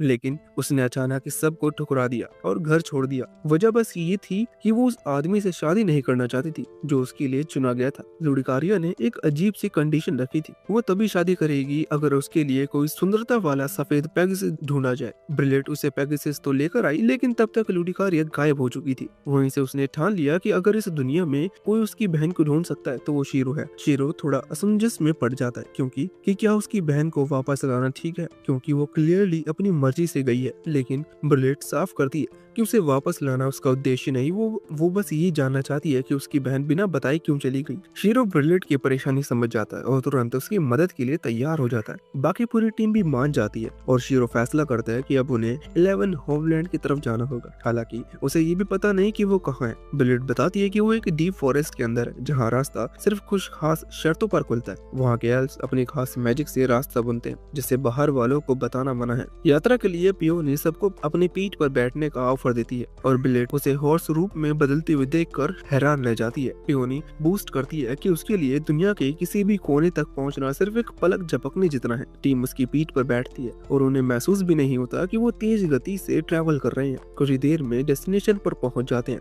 ब्रिलेट एक अलग तरह का मंत्र बोलती है और हवा में एक वोटेक्स सा बन जाता है। वो कहती है कि सबको आंखें बंद करके इसे छूना होगा। ब्रिलेट अंदर चली जाती है और वोटेक्स इंस्टेंटली उसे खींच लेता है। बाकी लोग भी अंदर जाने लगते हैं, लेकिन शीरो को थोड़ा डर लगता है। तभी पियोनी उसे याद दिलाती है कि ब्रिलेट जितनी ब्राइट लगती है उतनी ही गहरी उसकी शैडो भी है और शीरो को वो लाइट बनना है जो किसी भी डार्कनेस को पार कर सके। शीरो उसके मतलब समझ नहीं पाता, लेकिन अंदर कदम रख देता है। दूसरी तरफ पहुंचकर शीरो 11 होमलैंड की खूबसूरती देखकर दंग रह जाता है। कुछ देर बाद बाकी सब भी नजर आते हैं और शीरो को देखकर कहते हैं कि वो काफी देर लगा चुका था। सबकी हालत खराब दिखती है, जैसे वो फाइट करके आए हैं। शीरो क्लीन करने वाला होता है, लेकिन तभी क्ले अलर्ट होकर सबको पीछे हटने को कहता है। अगले ही पल उन पर तीरों की बारिश होती है। शीरो तुरंत शील्ड स्पेल बनाकर सबको बचा लेता लेता है। ब्रिलेट बताती है कि ये तीर उसके गांव के आर्चर्स के हैं। तब एक एल्फ सामने आता है और ब्रिलेट को देखकर कहता है कि उसे पता था कि स्कार्ड ग्राउंड्स को कोई अगर डिस्क्रेडिट करेगा तो वो वही होगी। टेंशन बढ़ने लगती है और शीरो को पियोने की बात याद आती है। ब्राइटेस्ट लाइट भी